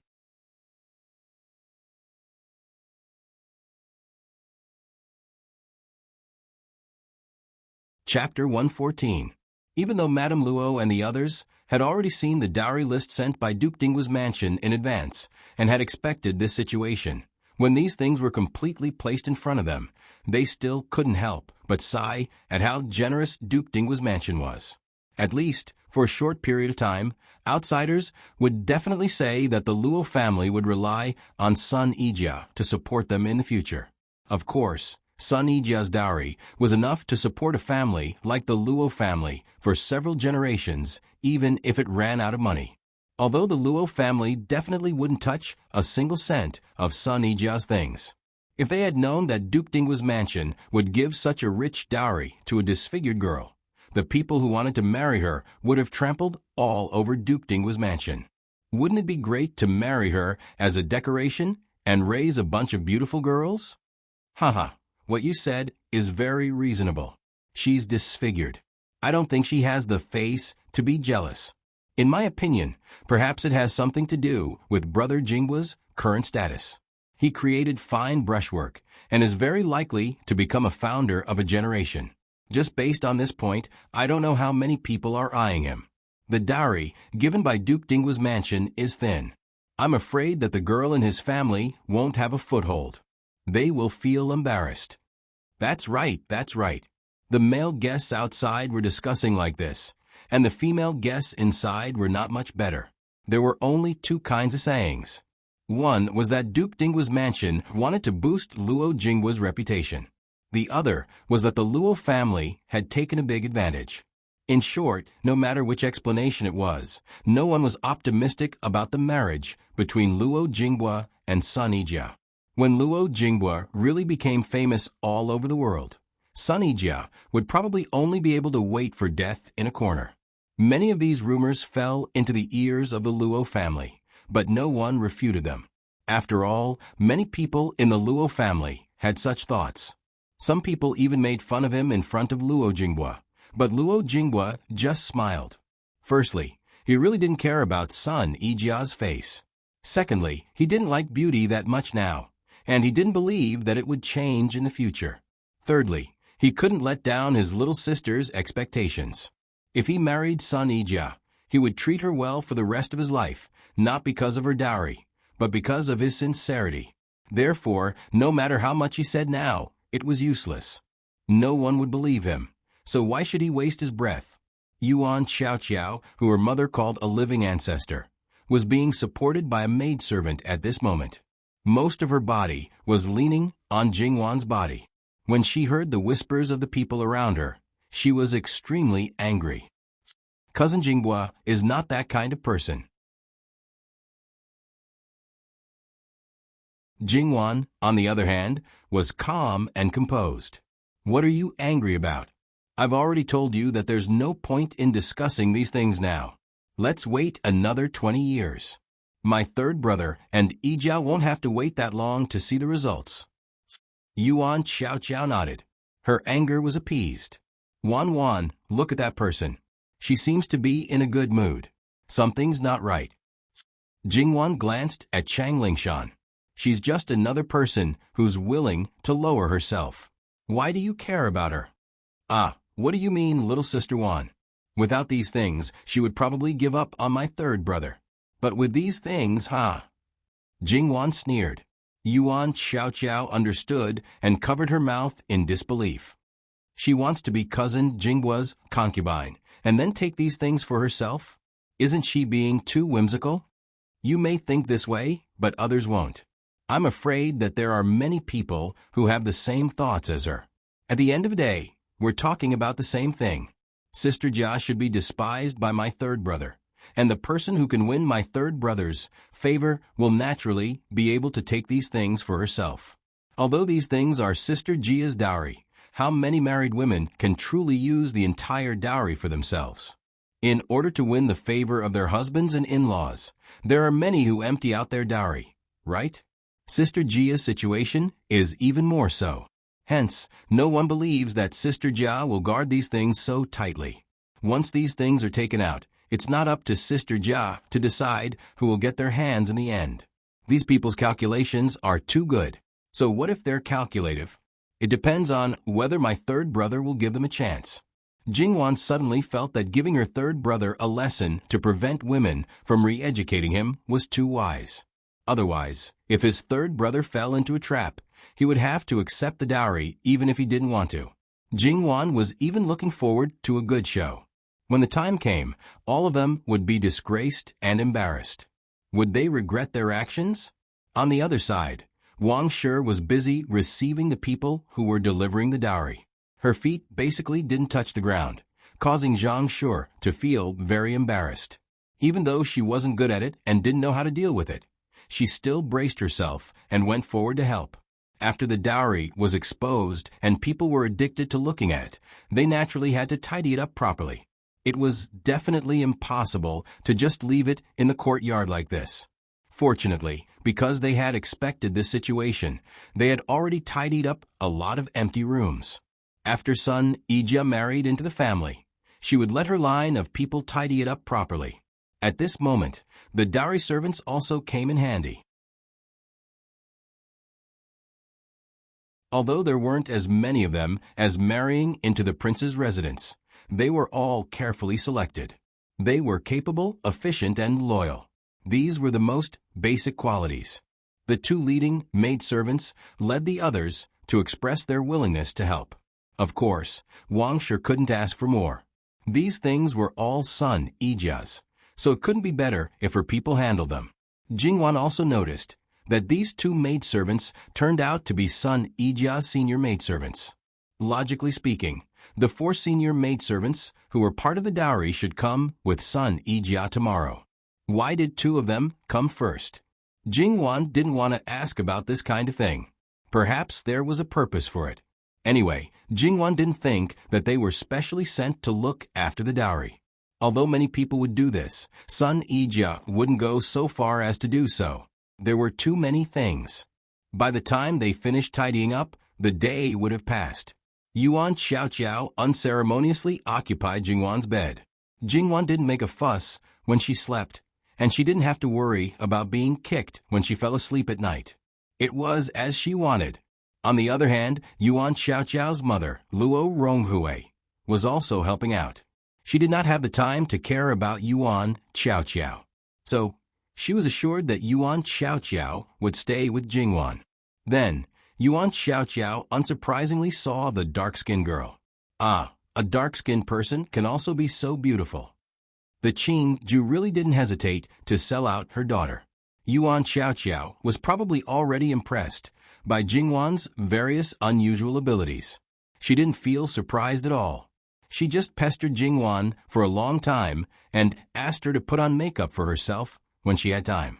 Jingwan had no choice but to agree to her request. Yuan Xiaoqiao took advantage of the situation and wanted to do it now. "Cousin, we still have work to do tomorrow. Calm down and go to sleep." Yuan Xiaoqiao looked at Jingwan sadly. Jingwan smiled and didn't bother to pay attention to her. She changed her clothes and asked Nanny Gong to do her daily care. Yuan Xiaoqiao followed to see what was strange. Her wet nurse also looked at Nanny Gong's skills and probably wanted Yuan Xiaoqiao to try it. Yuan Xiaoqiao saw that Jingwan's skin was as good as her hands and face. Her skin was so good that she couldn't say anything. She was very jealous and complained that Jingwan was unkind and kept half of what she said. Okay, let your wet nurse learn from Nanny Gong." Yuan Xiaoqiao was satisfied. She lay beside Jingwan and reached out to touch her from time to time. She was still envious and jealous. The servants laughed as they watched. Yuan Xiaoqiao's wet nurse was embarrassed at first, but after hearing Jingwan's words, she learned more seriously. Nanny Gong wasn't stingy and taught Jingwan as she did it. After the two of them fell asleep, Yuan Xiaoqiao wasn't willing to share a blanket and insisted on sharing a blanket with Jingwan. Her hand even touched Jingwan's clothes. Jingwan had been here for more than 10 years, including the previous 10 years, so she was used to sleeping alone. Suddenly, she met such a clingy person. Jingwan chose to forget about that night at the cliff of White Dragon Temple. She was really not used to it now. She grabbed Yuan Xiaoqiao's hand and said, "Cousin, don't move. If you move again, I'll chase you away." Yuan Xiaoqiao pursed her lips. "I'm letting you get used to it. When you get married in the future." She laughed sinisterly. "Wan, you're letting me off easy first." As she said this, she pinched Jingwan's waist. "Cousin." Jingwan's voice rose a bit. Her waist was itchy, a sensitive area. "I'm really angry." Okay, I won't tease you." Yuan Xiaoqiao hugged Jingwan and obediently closed her eyes. After Yuan Xiaoqiao fell asleep, Jingwan shifted to the side and gradually fell asleep. When Nanny Gong came in to check, she saw Yuan Xiaoqiao sleeping like a child and couldn't help laughing. As expected, her daughter was the most worry-free. However, it was because of this that people couldn't help but feel sorry for her. "If His Highness sees you, you'll definitely suffer." Nanny Gong was just about to move Yuan Xiaoqiao further in. "What do you mean by I'll suffer?" Nanny Gong was shocked by this sudden voice. She turned around and saw a certain king of hell slowly approaching. There wasn't even the slightest sound under his feet. Nanny Gong also knew that there was a gap between her martial arts skills and his. If he didn't want her to find out, she would have to wait until he appeared in front of her. His Highness. At this time, Li Hongyuan had already seen the situation on the bed. Although he had already noticed that there was another person on the bed, his face darkened when he saw the specific situation. He reached out to strangle Yuan Xiaoqiao. His Highness. Nanny Gong hurriedly stepped forward and grabbed Li Hongyuan's hand. She knew that if this person saw Miss Yuan, he wouldn't have a good time. However, this person directly wanted to kill her. His Highness, please reconsider. Let go. Li Hongyuan's murderous intent was still lingering as he grinded his teeth towards Nanny Gong. Nanny Gong, who had always been calm in the face of danger, slowly let go of Yuan Xiaoqiao's hand.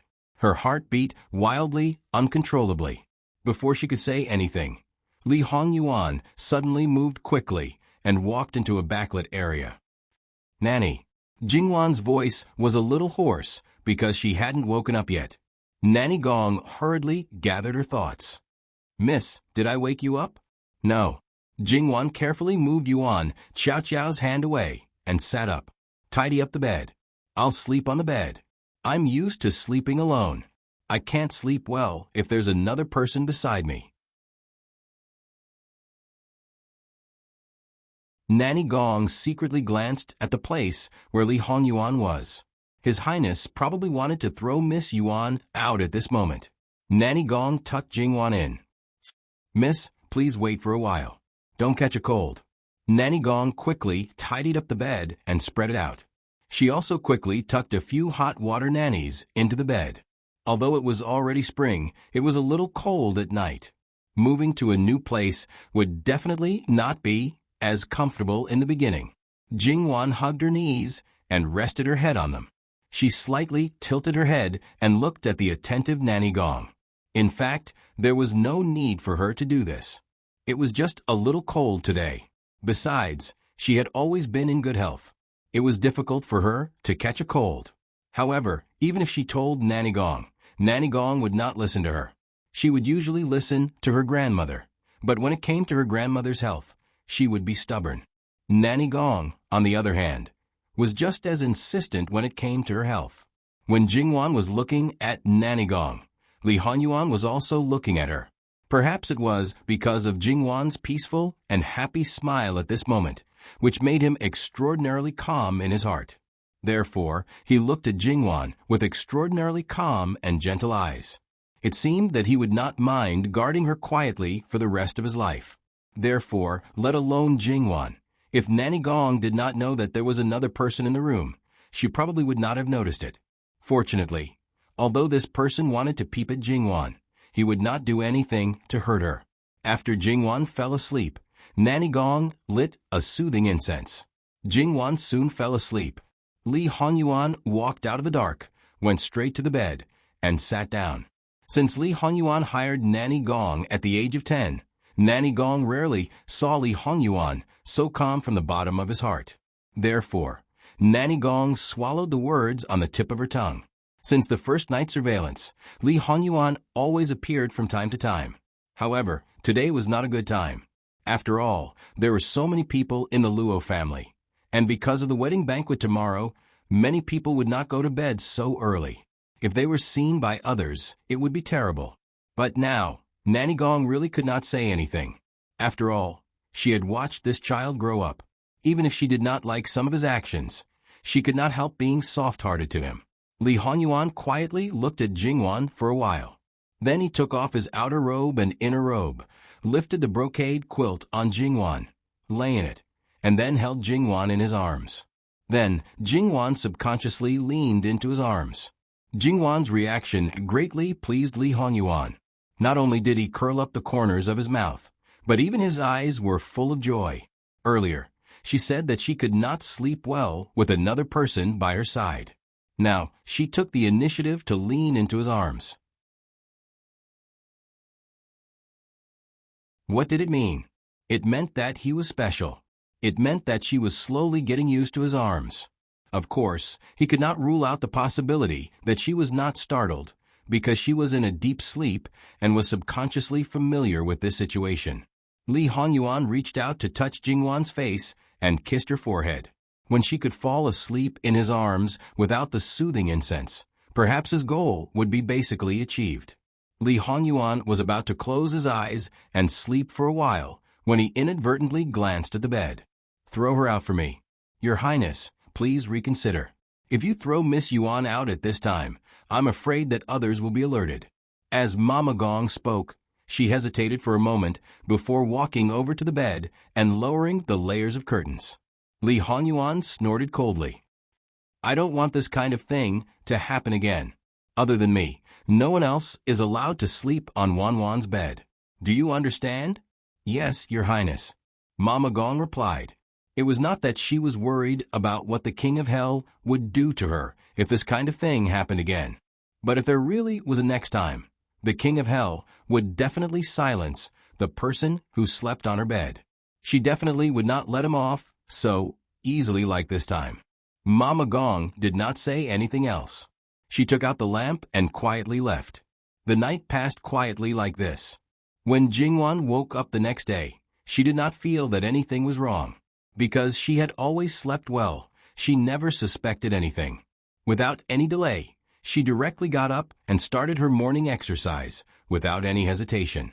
After half an hour, Jingwan was sweating all over. Seeing Jingwan like this, Yuan Xiaoqiao's wet nurse could not help but ask Jingwan's wet nurse, "Is your daughter always like this?" "That's right. I had something to do today, so there wasn't enough time. Yuan Xiaoqiao's wet nurse could not help but glance at Jingwan's room. She did not need to look to know that her daughter must be sleeping like a little pig right now. It would take a lot of effort to wake her up. She could not help but sigh. Resigned to her fate, she prepared to wake her daughter. Jingwan took a comfortable bath. With the help of her servant girls, she changed her clothes and freshened up. Then she began to eat breakfast because she did not have to pay respects today. When Yuan Xiaoqiao appeared with a yawn, Jingwan was almost done eating. "Wan, you're up so early?" Jingwan did not respond. She only pointed at the seat opposite her, indicating for her to sit down. Yuan Xiaoqiao sat down with the help of her servant girls. Seeing the food on the table, she said, "Wan, you're eating something so simple." Jingwan finished the porridge in her bowl and wiped her mouth. "Eat something light for breakfast. It's good for the body." As soon as she finished speaking, the servant girls brought Yuan Xiaoqiao's breakfast. Yuan Xiaoqiao's nose twitched. It looked simple, but it smells so good. Jingwan told her to drink the bloodbird's nest porridge first before eating the rest. This was probably Yuan Xiaoqiao's first time eating such a simple breakfast. However, she felt that it was very delicious. At least she ate twice as much as she usually did at home. Because she usually ate very little, she did not have much of an appetite in the morning. Today, she ate so much that she did not feel bloated. However, even so, Yuan Xiaoqiao still found that Jingwan ate more than she did. "Wan, I didn't know you could eat so much. Aren't you afraid of getting fat?" Jingwan naturally knew that she did not have a huge appetite. She probably only ate 1/3 more than the average girl. "I won't get fat." She exercised every day. Although she usually only exercised in the morning, when she had nothing to do, she would exercise during the day and night. She did not have a body that gained weight easily. Naturally, it was impossible for her to get fat. A few years ago, because I was growing, I ate a lot.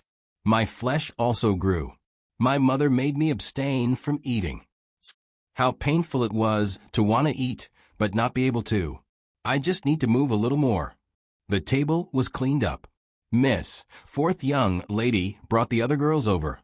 It's so early in the morning. They're quite active. Digression.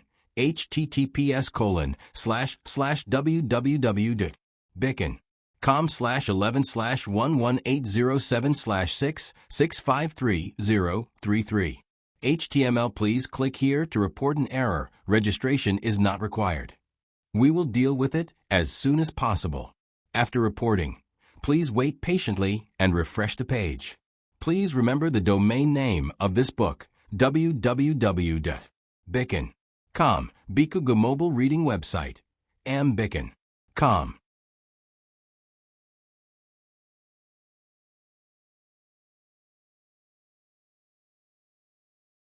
Chapter 115. You're so energetic early in the morning. However, her enthusiasm was annoying. It was like deliberately disturbing other people's good mood. For example, Yuan Xiaoqiao, who had eaten happily before and didn't feel uncomfortable, felt a little uncomfortable at this moment. It seemed that she had eaten too much and wanted to vomit. Jingwan was a little amused by her exaggerated expression. This mighty group of people poured into the Begonia Elegant house.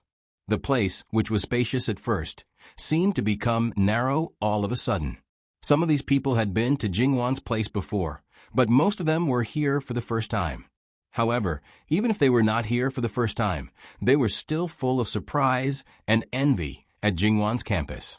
Then, some people, perhaps out of habit or because they really felt that the flowers were beautiful, reached out to pick them. When Jingwan just came to the capital city, this courtyard had been ruined once.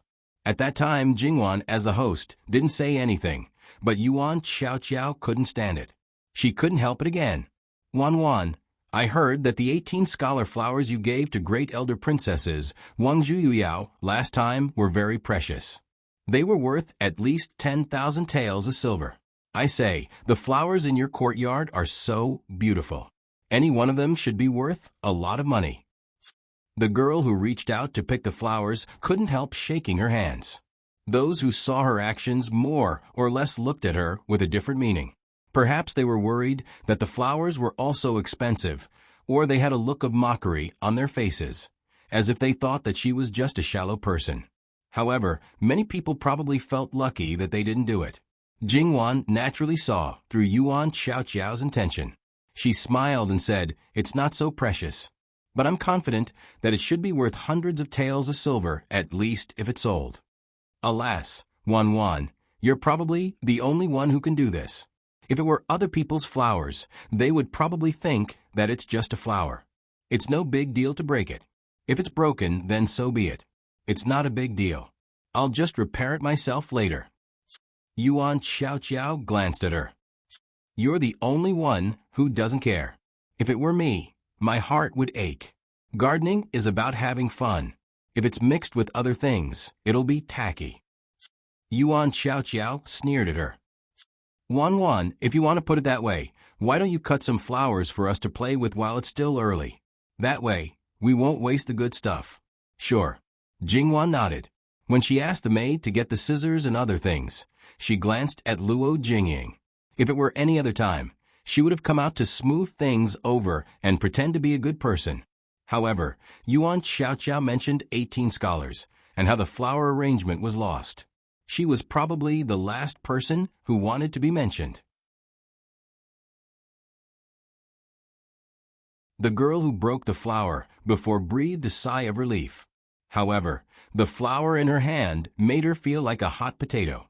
It was hot to hold it, but it was even more inadvisable to throw it away. Jingwan walked to her with the scissors and took the flower from her hand. You have good taste. She trimmed it slightly and reached out to pin it on the girl's head. It's very beautiful. It suits you very well. She smiled faintly. The girl's cheeks reddened even more. She murmured, "Thank you." Jingwan cut another flower at the side and a small branch with 2 buds. She cut the extra branches and put them on the tray held by the maid. Then, she glanced at the girl's present and called the 2 sisters, one older and one younger, to help them put it on. "Ah, sister, you're so beautiful." The little girl, who was probably less than 10 years old, blinked her big eyes and said to her sister, "Sister, you're beautiful too." She reached out and pinched the little girl's face. Then, she squatted and thanked Jingwan. "You're welcome. What about the others? Is there anyone you like? Cousin, why don't you help us choose? I always feel that you'll choose more suitable for us." A little girl who was about 11 or 12 years old said to Jingwan with a smile. This was the girl from Third Aunt's family. Jingwan did not have much contact with her, but she seemed to be a very good girl. When the others heard her words, they all nodded in agreement. Most of them expressed that way. Even though she knew that some of them probably did not think that way, Jingwan did not intend to take care of their feelings. Just like what Yin Yang said, the most suitable flowers were the best. However, some people just liked the most expensive flowers. Some of them were probably the same. They would not look at the unknown flowers and would always stare at the expensive flowers and trees. For example, the Wei Zi in this courtyard. They did not think about whether they would be able to stand out if they wore that kind of flower. At this time, Jingwan was purely using it as a pastime. At the same time, she also prevented her courtyard from being damaged. Except for herself, every girl, including Luo Jingying, cut a living flower and a small branch for them. Everyone's flowers were very suitable, except for Luo Jingying, because Jingwan cut away Z for her, and it was the biggest and most beautiful one. I saw that 4th sister has been looking at this peony for a long time.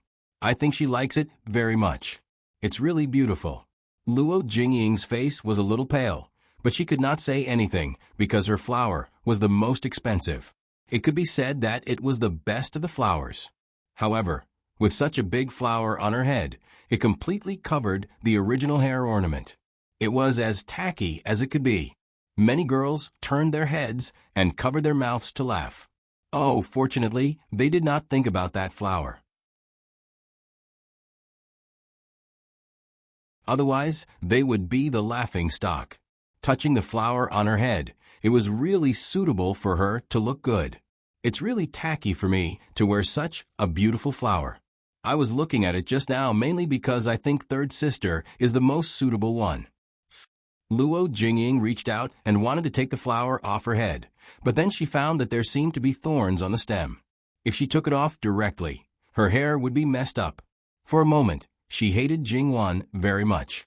To be honest, the servants of the Luo family all thought that the fourth young lady was crazy. Now everyone in the Luo family knew that the third young lady and the fourth young lady did not get along well with each other. Since Great Elder Princess got married, they had completely fallen out with each other. The third young lady could not even save her face, but the fourth young lady insisted on getting involved. As a result, she lost face every time. Just like today, if it was not suitable for her, a large group of girls would not come here early in the morning.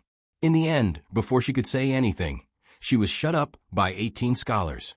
Now, she had embarrassed herself again. Fourth sister, do you think so? Okay, I'll have a try. Fourth sister, you don't have to take it off. Jingwan went to cut another flower. The size of the flower was not inferior to Luo Jingying's at all. Jingwan just casually moved the hair ornament on her head and put the flower on one side of her head. It's so beautiful. Yes, yes. The fourth young lady of the Luo family is a little better than the third young lady of the Luo family. But why do the same flowers look completely different? It wasn't difficult to understand, but it wasn't. There were only two reasons: the position of the flower and whether or not one had the temperament to suppress it. Jingwan undoubtedly had both. Luo Jingying, on the other hand, had a lot of accessories on her head, and Jingwan had chosen the right position. Furthermore, she had been locked up for so long that she looked like a delicate flower. How could she be able to support such a beautiful flower like the peony? Therefore, when the two of them wore the flower, the effect was completely different. Then, a notice came from outside, asking the girls to go for breakfast. Today's breakfast was already late, so they were really a little hungry. Jingwan and Yuan Xiaoqiao, who had already eaten breakfast, prepared to go and put on an act. In fact, the servants of Begonia House also went to fill their stomachs, while Jingwan was cutting the flowers. Although they did not eat much, they would not starve like the other servants. Seeing this group of delicate girls appear, many of the women laughed. Oh, where did they go so early in the morning?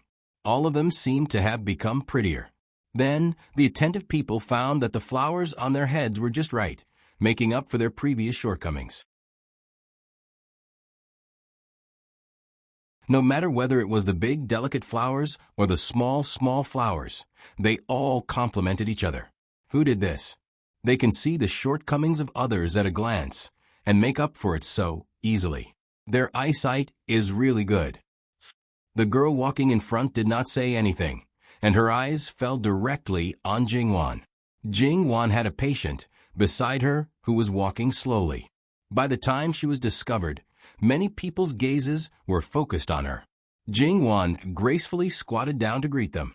She smiled faintly and allowed them to size her up. Then she continued to walk. It was said that the more people there were, the more unique Jingwan was. Madame Luo is really good at teaching people. Is it because this girl has broken off the engagement? Maybe. Yes, the news that Jingwan broke off the engagement had slowly spread among these people. Naturally, there were so many people who wanted to take advantage of her. However, they did not know that Jingwan had already become a bargaining chip for some people. There was no possibility of them getting involved. After breakfast, they basically started to get busy again. Jingwan took advantage of the time when Yuan Xiaoqiao was ordered to stay by her mother to see Luo Jinghua. Luo Jinghua had already put on the red wedding dress, but there was a slight bruise around his eyes. It seemed that he did not sleep well last night, but his spirit was not bad. Because there were many people who were going to pick up the bride with him at this time, Jingwan naturally could not go in, so she asked someone to call him out. Luo Jinghua knew that his sister was looking for him. Naturally, he immediately left the people who might help him later and went out. Those people naturally did not want to. They flocked out, wanting to see who made him so anxious. Then they saw Jingwan from afar and stopped one by one. Chun Zhongmin looked at Jingwan, who was smiling and talking to Luo Jinghua. He resisted the urge to cover his chest, but there was really no way to ignore the pain coming from there. She was such a beautiful person. If he hadn't had the chance to get her in the first place, perhaps he wouldn't have felt so bad. However, he had been so close to her. He was only one step away from marrying her, but he couldn't take that last step anymore. Many of them were Luo Jinghua's classmates and friends. It was the first time they saw Jingwan, so they could not help but ask who this girl was. Then, when they found out that she was Luo Jinghua's biological sister, some people couldn't help but curse Luo Jinghua. This bastard had hidden such a good-looking and well-mannered sister in his family. They really didn't know at all. Why should I let you know? Chun Jungmin's eyes were sharp, and he said indifferently. Then he turned and left. Before, this person who came in third, although he looked a little cold, his words were still gentle.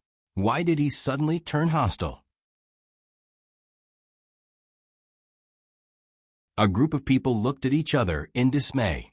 On the other side, Jingwan teased her brother. Although she was not as unscrupulous as his brothers, Luo Jinghua could not resist. Little sister, do you really want to do that? Not necessarily. You see the situation. Jingwan said to Luo Jinghua rather roguishly. Although she said so, he always felt that if he did not do as she said, the back of his neck would be a little cold. And little sister is right. A real man should boldly express what he has. Even if the situation does not allow, create a situation and do it. He said very righteously. Jingwan smiled and nodded. She was very satisfied with her brother's awareness. After Jingwan left, Luo Jinghua's face suddenly fell and wrinkled like a bitter gourd. He was going to be teased by that group of people again. However, in the face of his little sister's abuse of power, his brother's ridicule was nothing. After he went back, everyone saw that his expression was a little strange.